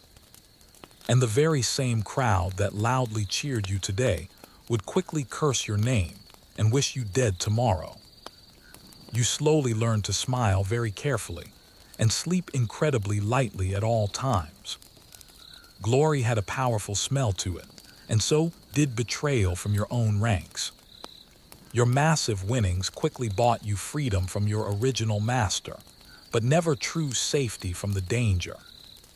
Free men could race under their own chosen name, and many bravely did, until they tragically died tangled violently in the reins or completely crushed beneath the heavy horses. Statues were eventually built for the very few lucky ones who retired, but most drivers, the origi, ended up broken and forgotten, their bodies hastily buried in unmarked graves outside the city walls. Every single lap you raced was a desperate, high-stakes wager against the very gods themselves, and you knew they rarely, if ever, paid out twice. And yet, no amount of gold or promise of safety could ever truly match the feeling of standing alone before the massive, roaring crowd. Your hand raised high in victory, the laurel crown pressed lightly against your sweaty hair. You'd look up sharply at the cold marble stands, see the powerful nobles who once completely ignored you, and feel their intense envy like warm sunlight on your skin. For a few stolen, perfect moments, you were no longer a slave or a mere mortal. You were the beating, frantic pulse of Rome itself. Then you would leave the dangerous track, still trembling uncontrollably from the sheer speed and strain, knowing that tomorrow could instantly end it all forever. But as you carefully brushed your beloved horses and cleaned the heavy dust from their thick manes, you quietly whispered the very same vow every true charioteer made before you. Let me die fast, but please, let me die famous for all to remember. Rome's massive heart didn't truly beat for its aloof emperors or its legions. It beat fiercely for the colors. Blue versus green, red versus white. These were not just simple racing teams in the circus. They were massive, warring tribes, cults, and true armies of passion that divided every neighborhood and constantly toppled all reason in the city. The city's intense loyalty was literally painted everywhere in bright pigments. A man might possibly forgive an insult to his own mother, but never, ever a loss to his chosen faction. As a star driver for the powerful Blues, you wore their color like a suit of armor and a badge of honor. To the faithful supporters, you were an undeniable hero. To the fierce Greens, you were the hated enemy. Fans loudly scrolled your famous name on tavern walls, sang rowdy songs about your greatest victories, and constantly started massive brawls over your honor and reputation. When you quietly passed through the crowded markets, mothers constantly pointed you out to their little sons with pride. But you also quickly learned to always travel with a cloak pulled low and tight, because in the wrong part of town, pure admiration could instantly turn into a sudden, vicious assassination attempt. The factions were so much more than just a public sport. They were raw, dangerous politics in action. Senators secretly funded the teams, emperors openly played favorites, and bloody riots instantly flared up whenever the races turned violent or suspicious. The Circus Maximus had its own strange kind of war diplomacy among the powerful. A single sabotaged wheel could easily spark massive street battles across the city. A disputed victory could cause an entire district to burn to the ground. Once, when the Greens openly accused your faction of bribing a minor official, the entire city erupted into chaos. By nightfall, massive torches lit the Forum, and the Tiber River, they said, temporarily ran red with the blood of faction rivals. Even the powerful emperors feared the factions deeply. They weren't mere fans, you see. They were Rome's other, immense, unpredictable army. Charioteers like you held the terrifying power to either completely calm them or instantly ignite them into a frenzy. Once, after a long string of your stunning victories, the emperor himself personally invited you to dine in his massive palace. Not out of sincere admiration, but purely out of necessary caution. He desperately wanted to be absolutely sure your growing fame served the throne, and did not suddenly threaten it. You simply smiled easily, bowed low, and toasted loudly to Rome, expertly pretending you didn't notice his nearby guards nervously tightening their grips on their swords. But among all the deadly rivalries, there was one single face that constantly haunted your every move. Your star counterpart in green, a feared charioteer named Felix. He was incredibly fast, completely brutal, and utterly fearless to a fault. The crowd universally called him the Serpent. Each major race between the two of you was never merely a contest. It was a vicious, declared war. You would meet eyes sharply at the tense starting line, each one silently knowing that only one of you would truly leave the circus alive that day. The colors, the deafening cheers, the intoxicating glory, it was all just blood and a seductive illusion designed for the masses. Rome didn't truly love its dangerous heroes. It completely devoured them instead. And as long as the vast crowd constantly demanded danger and violence, the circus would always feed them exactly what they wanted. One crash, one broken corpse, one lost color at a time. The circus was certainly beautiful and majestic from the far-off stands, but from the driver's cramped, low chariot, it was a gruesome slaughterhouse. Death came quickly, loudly, and without any mercy out there. One snapped wheel, one terrified, spooked horse, and you were instantly done for good. The Romans even had a specific, dark word for it. Naufragium, a shipwreck. Because that is exactly what a major crash looked like.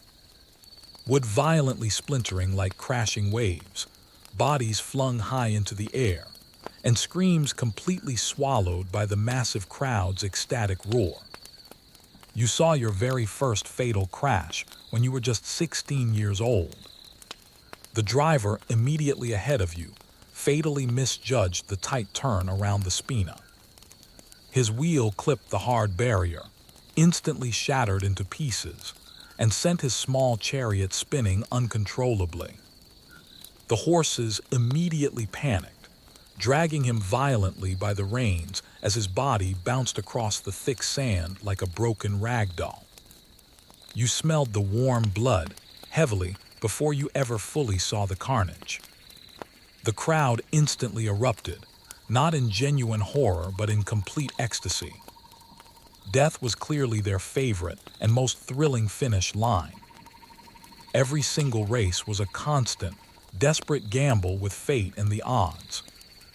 You quickly learned to watch for all the subtle warning signs: the nervous flicker in a horse's gait, the slight wobble of a rival's wheel, the sudden, tightening tension in your own reins. You ruthlessly trained yourself to react much faster than conscious thought, to expertly steer by pure instinct when reason would instantly freeze you up. The circus mercilessly punished all hesitation. A good but unlucky charioteer died quickly. A great one learned to make fast death his strategic ally out there. The terrifying crashes were always much worse and more frequent near the meta, the dangerously sharp turning posts. Drivers fought violently for the coveted inside lane, where victory lived and certain disaster always patiently waited. You expertly hugged the tight curve, so close and precise, you could literally feel the hard marble scraping against your axle. Too wide in the turn, and you'd instantly lose the race. Too tight a turn, and you'd suddenly join the growing wreckage heap. There was absolutely no in-between option out there, only glory or ruin. Sometimes, when a fatal crash happened right behind you, the horrible screams immediately faded beneath the intense pounding of the hooves. You never, ever looked back to see the damage. To simply survive out there, you had to be utterly ruthless and cold-hearted. Compassion and pity were only for poets and priests, not for desperate men who fiercely raced the very gods themselves for a living.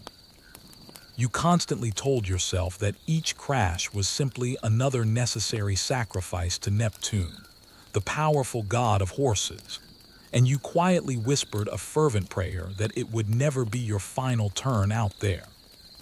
But every single driver eventually knew the cold, hard truth of the matter. Luck was simply a rope that always inevitably frayed and snapped. One day, you would finally feel its bitter snap on your life. And when it finally did snap, the circus would instantly keep roaring loudly. The vast crowd would immediately keep cheering wildly, and Rome would quickly move on with its life. Its massive appetite for blood and thrilling violence was always as endless as its profound thirst for blinding speed. If brutal death was always just one terrifying turn away from you, then staggering fortune patiently sat waiting in the other. For the very few who somehow survived long enough, chariot racing was always the quickest, most direct road from simple slavery to unimaginable, staggering wealth. Rome openly adored its lucky winners with the same insane frenzy. It used to brutally crucify its unfortunate losers. You began your life as mere property, but with every single victory you achieved, you slowly became something much rarer, a man who, improbably, owned his very own fate. Your winnings grew faster and larger than the crowds could ever shout your name. Bags of heavy silver, fresh laurel crowns, fine-colored cloaks and golden goblets, spoils that were once reserved only for victorious generals, were suddenly all yours to claim. You quickly bought your freedom first, then your own small house, then finally, horses of your own bloodline. Men who once spat dismissively at your feet now bowed respectfully when you entered the local tavern. Senators openly nodded to you in the forum, expertly pretending they didn't remember your old slave brand on your arm. You always smiled slightly because deep down, you knew that they absolutely did remember everything. Women constantly followed you too, some perhaps for true love, but most purely for the growing legend of you. Courtesans, noble widows, even priestesses found convenient reasons to pray with you often. Fame quickly turned everything you touched into utter excess. Banquets lasted until the full dawn, your name loudly echoing everywhere in drunken toasts. You spent money like it was mere sand running through your fingers, because you knew the gods had made you incredibly fast, but never truly immortal out here. And yet, the higher you constantly climbed the social ladder, the much lonelier the air became around you. Old friends quickly became loud flatterers. New admirers quickly became silent thieves. You learned bitterly that Rome didn't actually love you. It only loved the spectacular, untouchable myth of you. The daredevil man who could cheat violent death, who could tame the thunder, who could magically make the entire city quickly forget its deep hunger for a single, glorious afternoon of racing. Still, you absolutely couldn't stop racing. Fortune was a burning fever you could never truly shake off. The circus was now your true temple, and each terrifying race was just another prayer to desperately keep your dwindling luck alive and well. You eventually invested in your own small team, hired your own experienced grooms, and even began training younger, eager drivers yourself. Some people openly called you Dominus Origi, the true lord of the charioteers. It sounded noble and powerful, but you knew better than to believe it. Beneath all the gold and the thunderous applause, the same old truth constantly burned in your mind. Your entire empire completely rested on spinning wooden wheels and the fragile trust of frightened horses. At massive feasts, poets loudly recited your heroic name beside the legends of Hercules and Achilles. You would always laugh the comparisons off, but deep down, the intensity of the comparison always chilled you to the bone. Heroes never, ever lived long in ancient Rome. They simply burned bright and hard, and then they quickly vanished completely. And you knew with utter certainty that one day, whether it was due to old age, a devastating accident, or simply pure, jealous envy, the circus would ruthlessly take back absolutely everything it had ever so generously given to you. Fortune was incredibly generous for a time, but she always, eventually, meticulously collected all her immense debts from you. Time relentlessly caught every single charioteer, no matter how lightning fast his horses constantly ran the track. Your old hands, once incredibly strong enough to instantly tame a panicked team of 4 powerful stallions, slowly began to tremble noticeably when you tried to tightly hold the heavy reins. The once exhilarating cheers that used to intensely lift your very soul now felt distant and far away, as if they were heavily muffled behind the constant, internal roar of your fading memory. You desperately told yourself that you would simply retire after just one more, final race. But the deadly circus had a powerful way of constantly whispering to you, just one more time. The younger, new drivers were much faster now, reckless, hungry boys who raced exactly as you once had, with absolutely no thought of simply surviving the experience.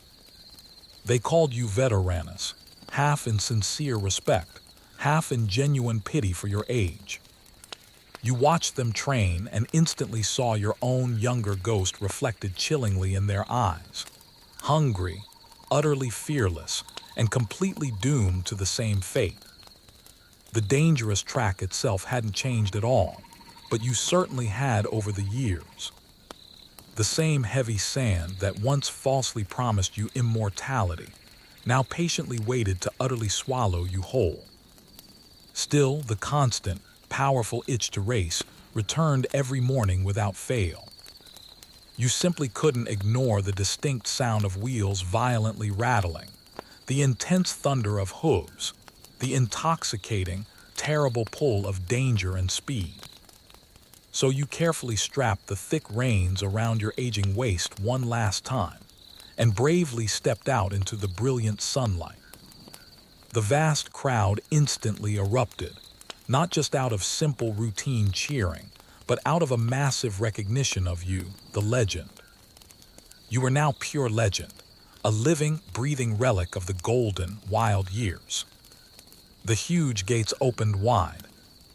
The four horses fiercely lunged forward into the light. And for one single, perfect heartbeat, you instantly felt 20 years old again, full of youth and raw power. The strong wind furiously tore at your tunic.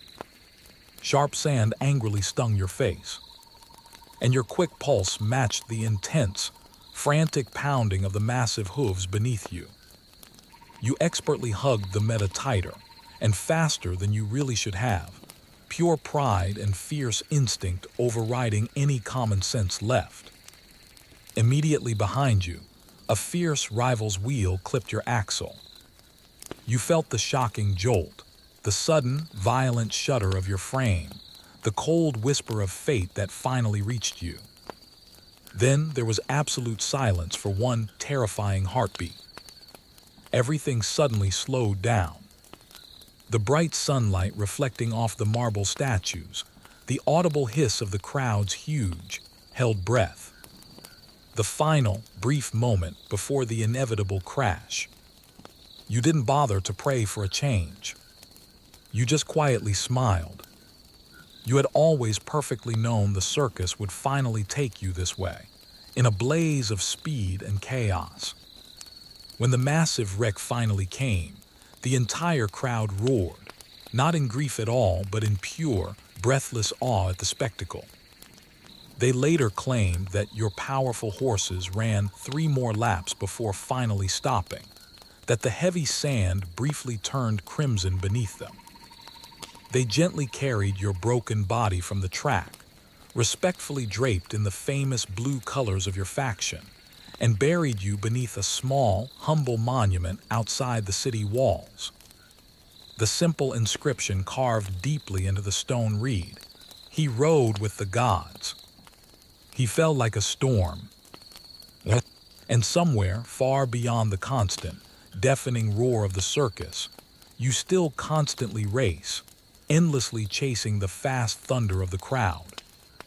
Long before the enormous pyramids ever pierced the hot horizon or any temples echoed with hymns to Ra, the true, essential lifeline of Egypt was already powerfully at work.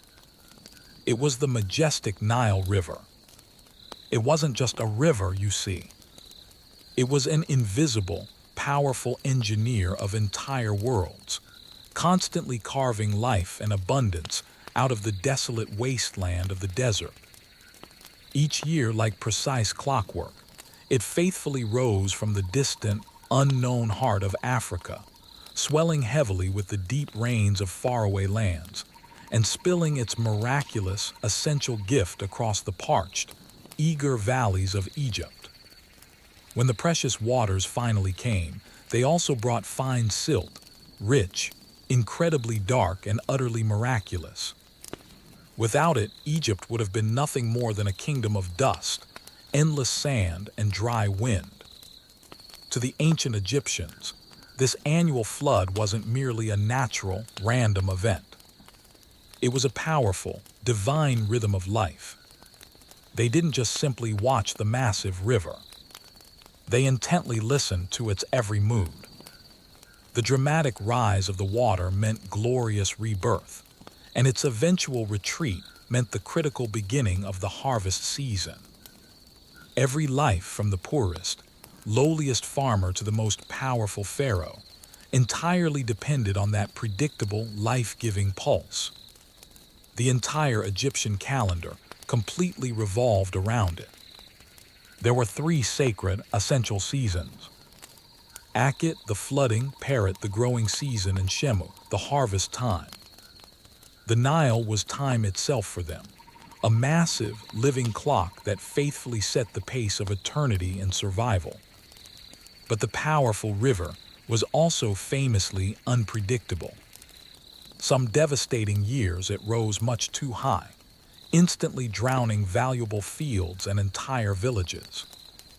Other terrible years it completely failed to flood at all, instantly leaving widespread famine and starvation in its wake.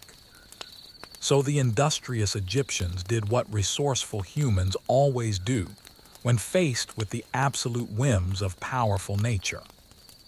They learned to skillfully shape it for their own needs. They meticulously measured its exact depths with nilometers, which were complex gauges carved deeply into massive temple stones, recorded its changing moods, and patiently built an entire, new science around its predictable behavior. Over many generations, they finally transformed a wild, unpredictable river into a precision instrument of survival. When the intense flood waters finally began to slowly recede, the people moved quickly, digging long canals and massive reservoirs to trap whatever precious water remained in the land. Each extended family took up its specific, assigned part in this crucial, yearly ritual, expertly turning mere mud and water into predictable order. What began as a desperate need for survival slowly evolved into true mastery over their environment. Egypt didn't simply live by the Nile. It brilliantly engineered it for a perfect harvest. In the constant shimmer of its waters, their entire civilization eventually found its perfect reflection.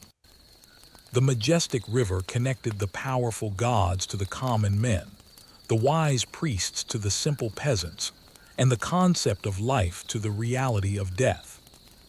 Its banks became the massive stage where humanity finally learned that true control over nature wasn't merely about domination at all. It was entirely about perfect, necessary harmony. The Nile didn't truly belong to Egypt in the end. Egypt absolutely belonged to the Nile River, and it would constantly keep shaping her destiny for many thousands of years to come.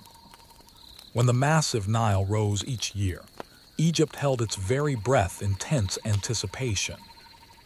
The flood was both a terrifying miracle and a violent menace at the same time, a divine blessing that could very easily turn to complete ruin in a matter of hours. For many centuries, mere survival completely meant precisely predicting the unpredictable river's moods and timing. And so, the industrious Egyptians completely became mathematicians, astronomers, and expert engineers long before those words had even been fully invented. They accurately measured the world not by distant stars or conquering empires, but simply by the changing level of the water. The wise priests of Heliopolis intently watched the sky, meticulously marking the annual, predictable rising of the star Sirius, which they called Sopdet, which clearly heralded the imminent coming of the annual flood. Its bright appearance in the dawn sky was no simple superstition. It was a clear, certain signal from the heavens that the Nile was finally on its way. Villagers would loudly cheer with profound relief when they finally saw it, because it clearly meant that life had been miraculously renewed for another year. But merely predicting the flood was only half of the complex battle. Controlling it was the real, immense test of their ingenuity.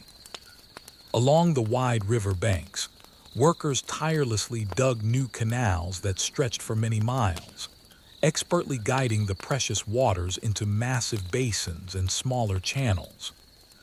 With simple wooden shovels and strong stone picks, They carved Egypt's first major arteries of irrigation into the land. The royal engineers expertly divided the land into specific fields, which were neatly bordered by low, earthen walls that cleverly trapped the flood water and let it slowly soak deeply into the dry soil. When the powerful waters eventually withdrew, they always left behind the perfect, rich moisture for planting barley, flax, and wheat. This process was never chaos at all. It was all pure, complex geometry. The fields were precisely measured with great care. Each specific plot was mapped, recorded, and taxed strictly according to its fertility and yield. Surveyors, whom they called rope stretchers, patiently walked the land after every single flood to meticulously redraw the boundaries that had been washed away by the strong current. Their knotted ropes were not just mere tools of the trade. They were literally the very birth of mathematics itself in action. But nature never fully obeyed their perfect plans. When the river completely failed to rise enough, drought utterly devoured everything in its path. When it devastatingly flooded too high, entire villages instantly vanished under the immense surge of water. To truly tame it, the clever Egyptians built massive dikes and strong embankments, sometimes even small, temporary dams made of rough stone and mud. These immense works required not just sheer muscle and strength, but profound, necessary unity among the people. It required a cohesive society that could successfully move tens of thousands of men with a single, unified command and purpose. The Nile was never merely a simple source of necessary food.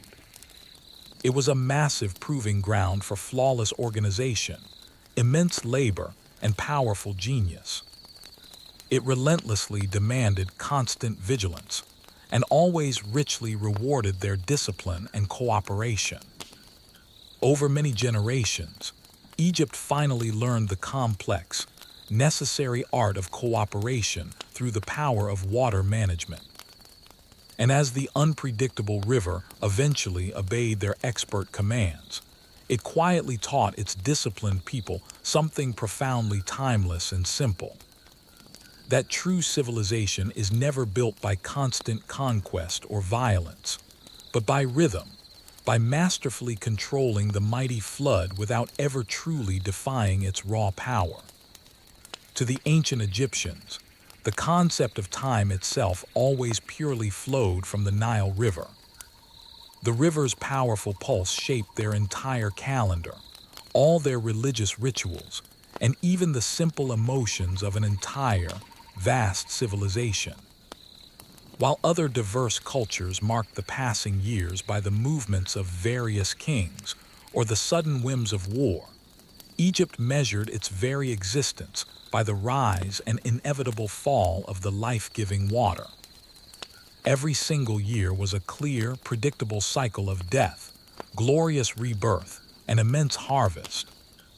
This immense drama was played out not in beautiful temples or massive palaces, but directly in the ever-flowing river's current. The Egyptians neatly divided their entire year into three great, distinct seasons. Akhet, the inundation, when the massive floods utterly swallowed the fields.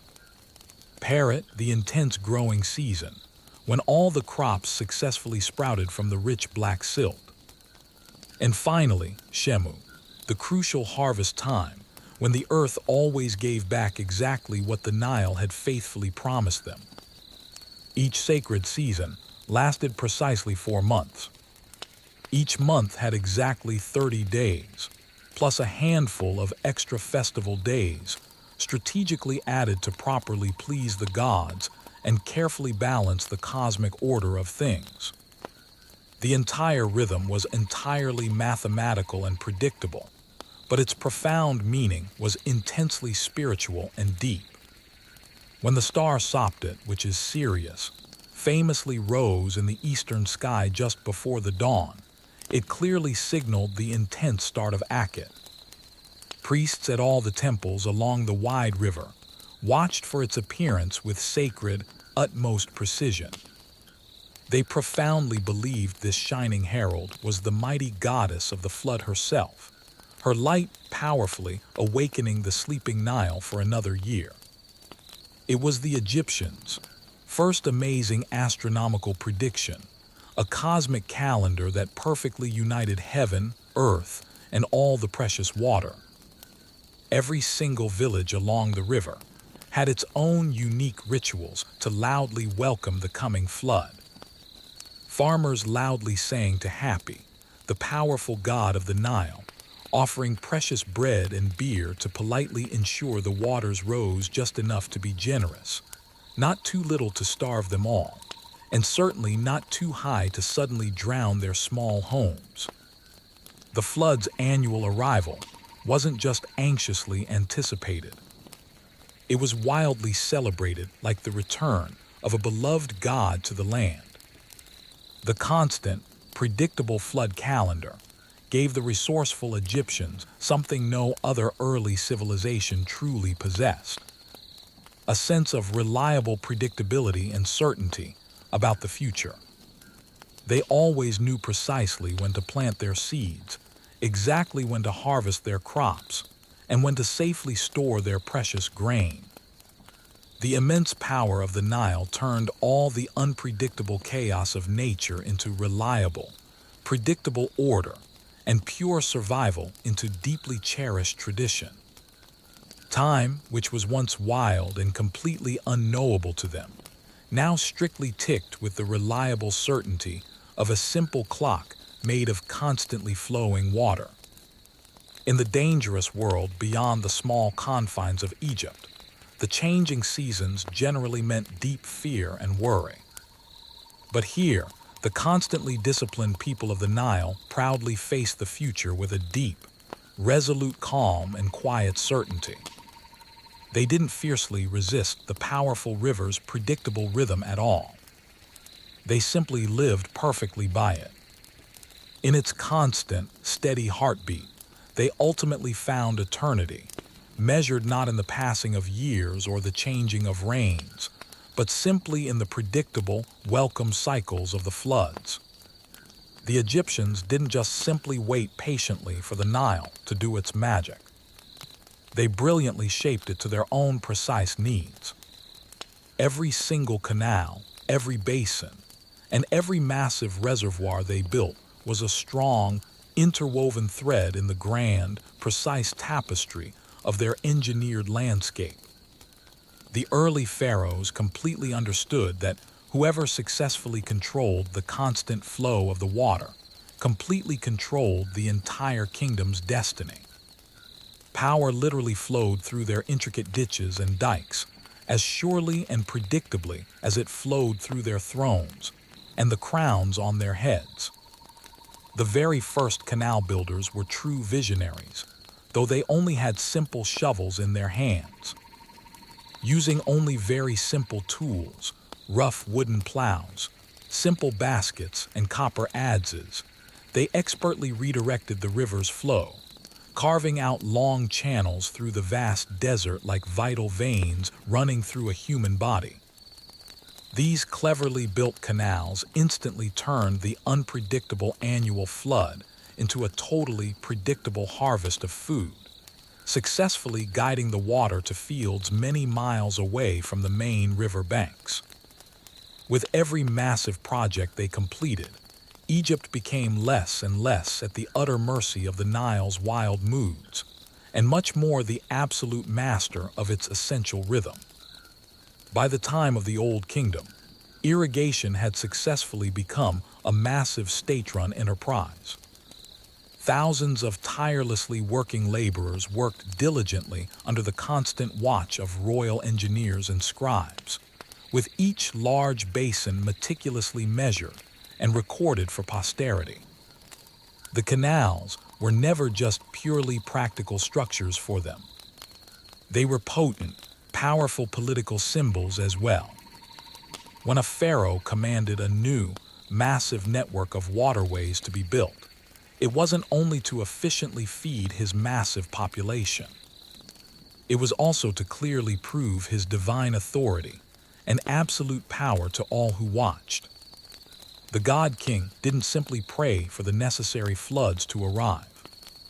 He proudly commanded them into existence with his own divine will. One of the earliest great engineering works was famously said to be the Bar Yosef, which they called the Canal of Joseph. Whether it was simple myth or true historical memory, it successfully carried water from the mighty Nile to the Fayum Depression, instantly turning a barren basin into Egypt's oldest, successfully reclaimed farmland. Centuries later, it would still faithfully feed numerous villages, a living, tangible monument to ancient hydrology and power. Even the small desert towns became utterly bound by the river's constant flow.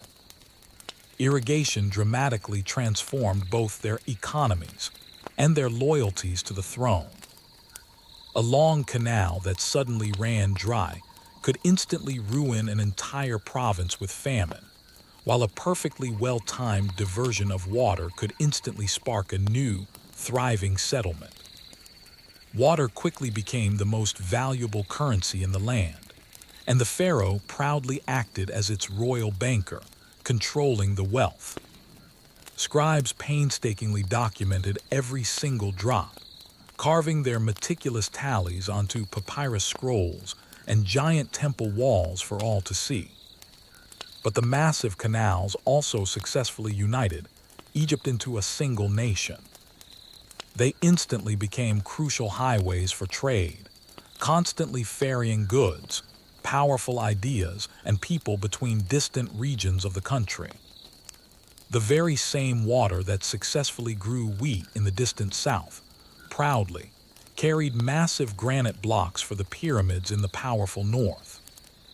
The Nile's massive veins successfully stitched the entire nation together as one.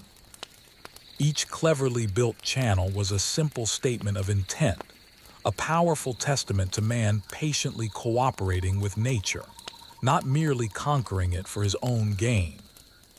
Egypt's true, deep greatness didn't rise from conquest or easily mined gold.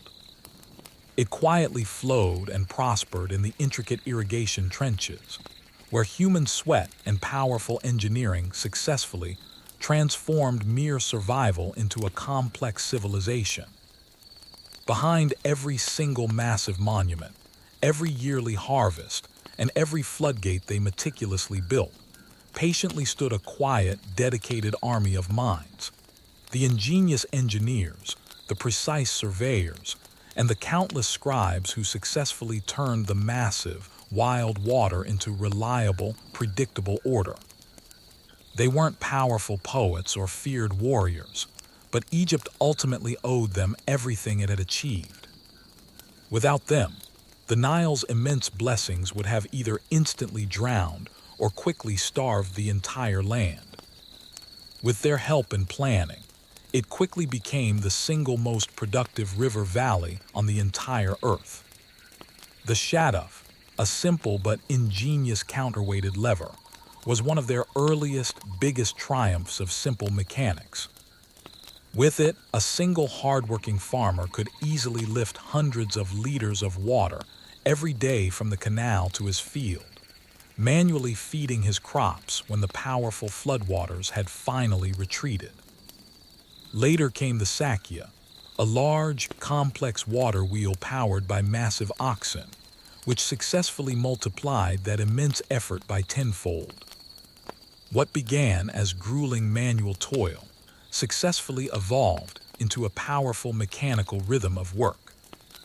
Egypt's first major machines were slowly born from sheer necessity and need, not from luxury or excess.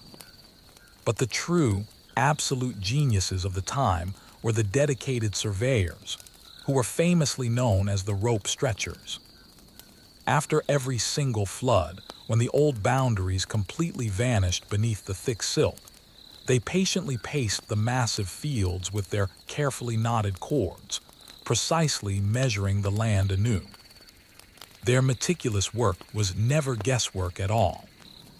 It was pure, applied geometry and precision in action.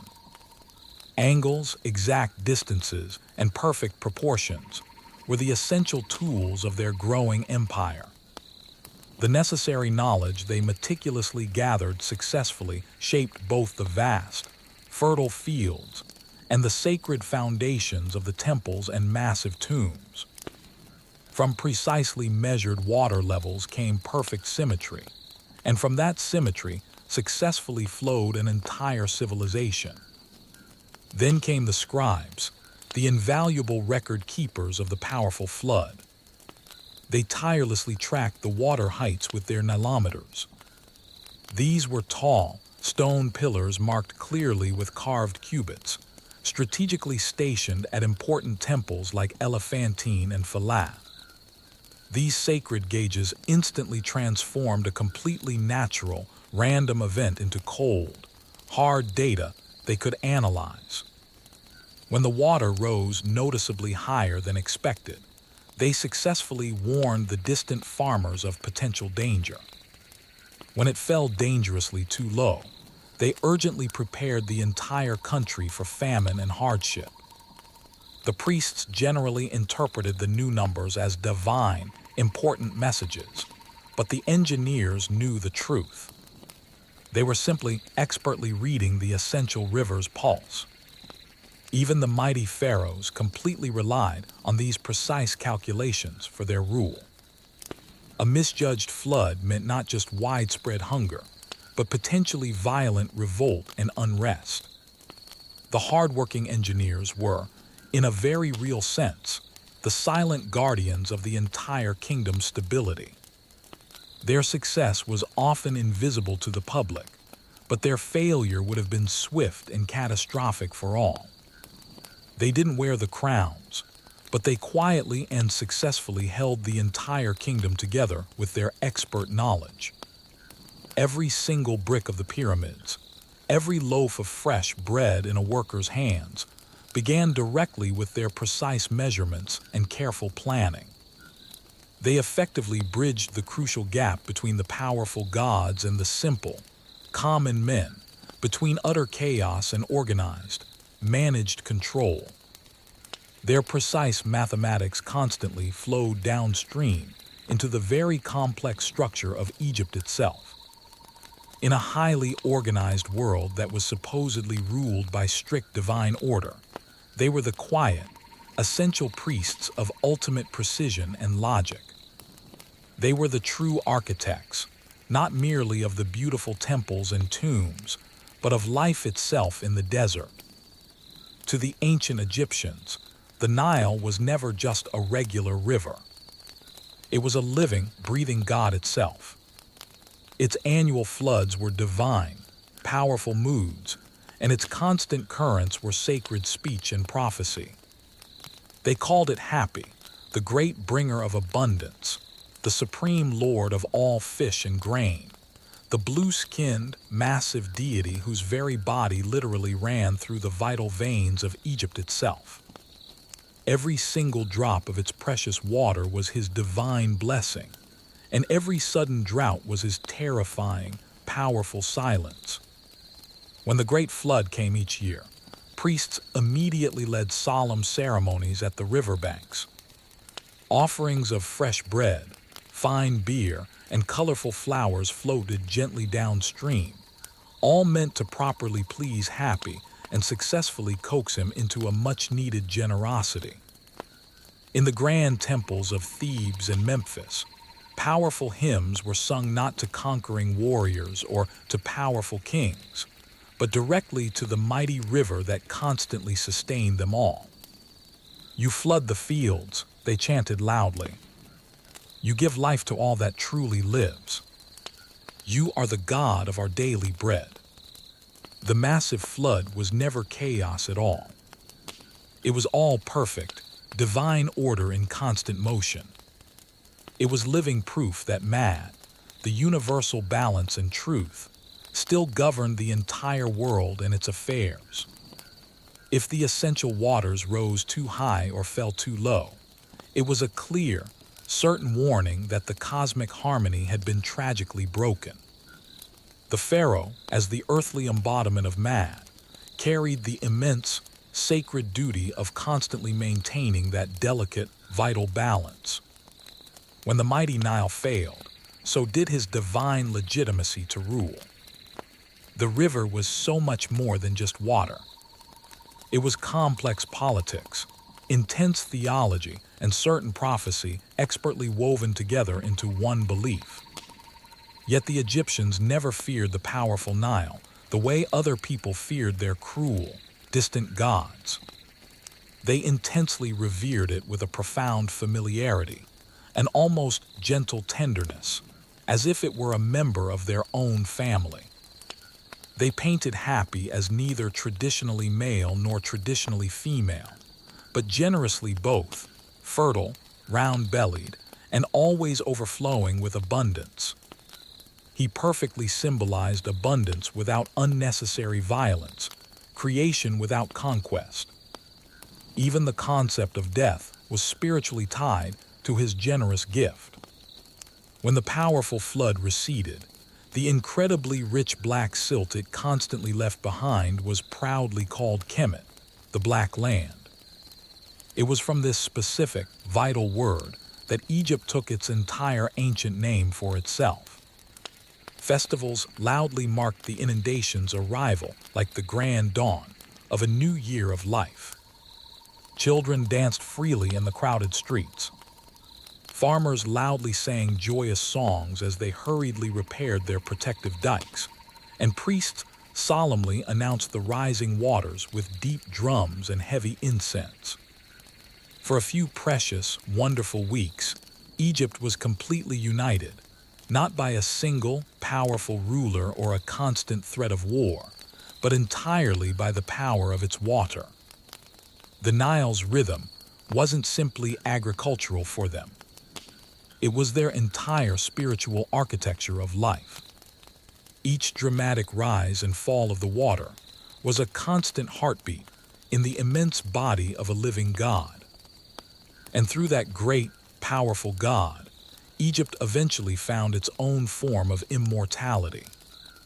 Empires would constantly rise and tragically crumble into dust, but as long as Happy faithfully returned each year, life and their powerful faith would certainly begin again for all. Every single summer, as the mighty Nile's massive floodwaters powerfully spread across the entire land of Egypt, they silently carried a priceless gift, a fine, rich black silk. To the clever Egyptians, this was not merely simple mud at all. It was literally the river's true voice, the ancient language of profound creation itself. When the powerful waters eventually withdrew, they always left behind a thin, highly glistening layer of life, deeply rich with essential minerals from distant mountains far to the south.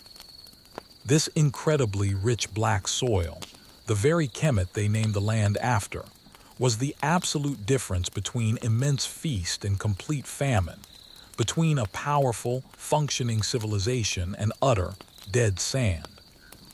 The hardworking farmers instantly knew its specific texture by touch alone, a skill passed down for millennia. A single handful of the valuable Nile silt, smooth and dark as night, was genuinely worth more to them than all the gold in the known world.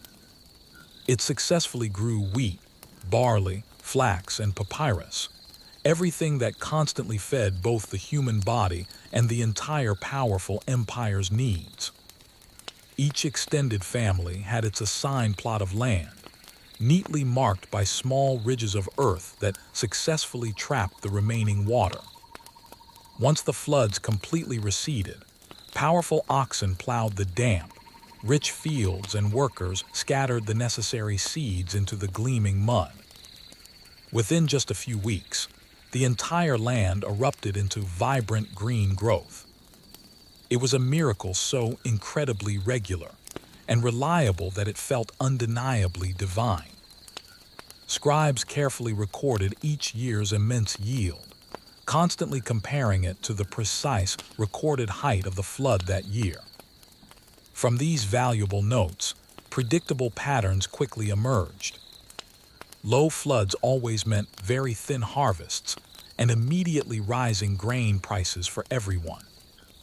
Generous, high floods meant a massive surplus of food and profound stability for the entire kingdom. Over many centuries, this quiet, meticulous observation successfully became an entire science of forecasting. Egyptian farmers didn't just simply plant their seeds. They accurately forecasted their needs for the coming year. They learned to intently listen to the silent silt, to expertly read its precise weight, its changing color, and its exact spread across the fields. The very texture of the sacred soil even successfully shaped Egypt's cities and towns. Villages were always strategically built on higher, safer ground to easily escape the powerful floods, while the fertile fields stretched out in long, productive ribbons along the riverbanks. The narrow, beautiful green valley, tightly hemmed in by the hot desert on both sides, created a powerful sense of focus and unity, a civilization perfectly balanced between utter chaos and absolute order. Each passing year, the mighty Nile constantly erased and then beautifully redrew the entire landscape, relentlessly forcing Egypt to adapt, to constantly rebuild, and to always remember the river's power. In a deeply profound way, the annual flood literally wrote their history for them.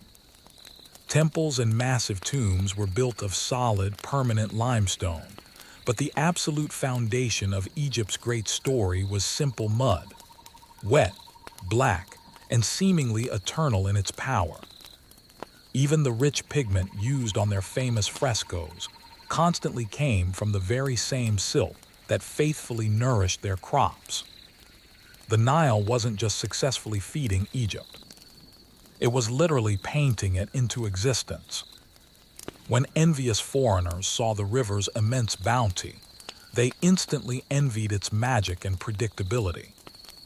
But to the industrious Egyptians, there was nothing supernatural about it at all.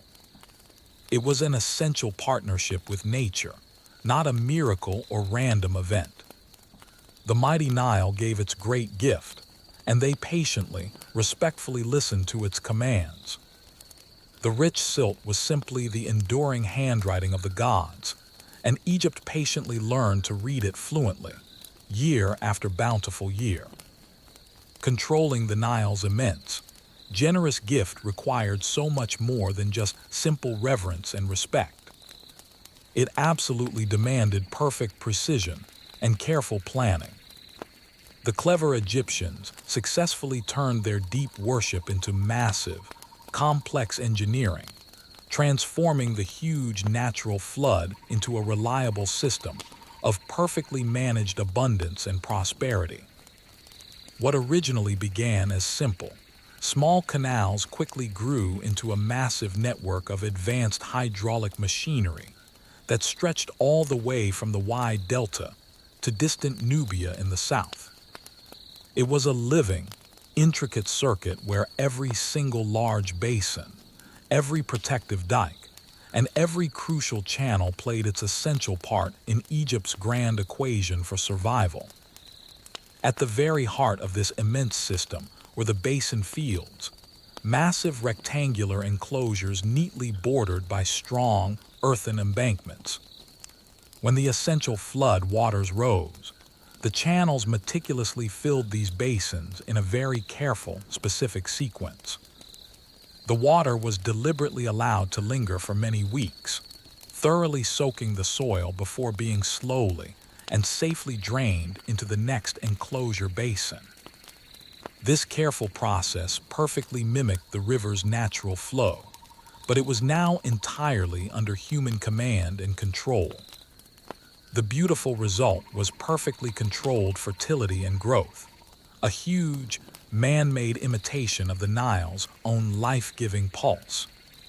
Lifting water efficiently was the next crucial challenge for them. The shaduf, a simple but brilliant counterbalanced lever with a bucket at one end and a weight at the other, completely revolutionized all irrigation efforts. With it, a single hardworking farmer could easily raise hundreds of liters of water every single day from the canals to higher, drier terraces. Later came the sakya, a large wooden wheel tirelessly turned by oxen, its small pot scooping and pouring water in a relentless, endless rhythm of work. These simple devices were very simple but brilliantly effective, skillfully powered by sheer muscle and applied geometry rather than magic or superstition. Every single flood season desperately required massive coordination on an immense national scale. Laborers constantly repaired dikes and carefully dredged the canals under direct orders from powerful local governors, who reliably reported to the royal engineers in Memphis. The pharaoh's decrees flowed constantly downstream, just like the water itself, meticulously ensuring that every village along the river fairly contributed to the necessary balance of the system. A breach in one single province could instantly doom another province hundreds of miles away with no warning. Even the massive temples were officially part of the complex system. Priests carefully used the nilometers, tall vertical shafts with carved cubit marks, to precisely measure the changing water levels. From these vital readings, they could accurately predict the coming crop yields, the necessary tax revenues, and the stability of the entire empire for the year ahead. Science, religion, and complex politics constantly converged together at the exact water line. The immense machinery of the Nile wasn't simply made of hard bronze or solid stone. It was faithfully made of people. Tens of thousands of dedicated workers constantly worked in perfect synchrony, all patiently guided by the river's predictable tempo. Egypt's true, deep marvel wasn't a massive pyramid or a majestic sphinx in the end. It was this vast, invisible infrastructure, a completely successful civilization built not to violently fight nature, but rather to successfully think exactly like it. The mighty flood was clearly eternal, but so was their powerful human genius in effectively mastering it for their own needs. Long after the pharaohs were completely gone, and their glorious temples were eventually swallowed by the heavy desert sand, the Nile kept its constant, reliable rhythm. The very same life-giving flood that once carried precious papyrus boats and heavy golden barges in the time of Ramesses still faithfully rose and fell centuries later, constantly watched by simple farmers who no longer even knew the names of the old gods, but still completely depended on the river's immense, unending mercy. Egypt's grand monuments eventually weathered and slowly crumbled away into dust. Yet its single greatest creation, the complex harnessing of all that water, never, ever stopped reliably working. The very same ancient techniques that once faithfully fed the builders of the pyramids later, successfully, became the necessary templates for countless civilizations that followed them. Greek engineers openly studied the intricate Egyptian canals with awe. Roman surveyors openly borrowed their precise, measuring cords and methods. Medieval farmers across the vast Mediterranean openly used shadufs and sakya wheels, almost completely unchanged for centuries. Even the simple word nilometer survived as an essential concept, long after its precise readings were no longer carved in cubits. Egypt had successfully turned the simple act of irrigation into a complex, reliable science, and the entire world never truly forgot that powerful, necessary lesson. But the Nile's immense power was always a massive, double-edged threat. Too much control, and the very river itself withered and died. too little control, and utter chaos returned to the land. Later, weaker rulers constantly tried to command it the way the powerful pharaohs had, but with pointless bureaucracy instead of true divinity.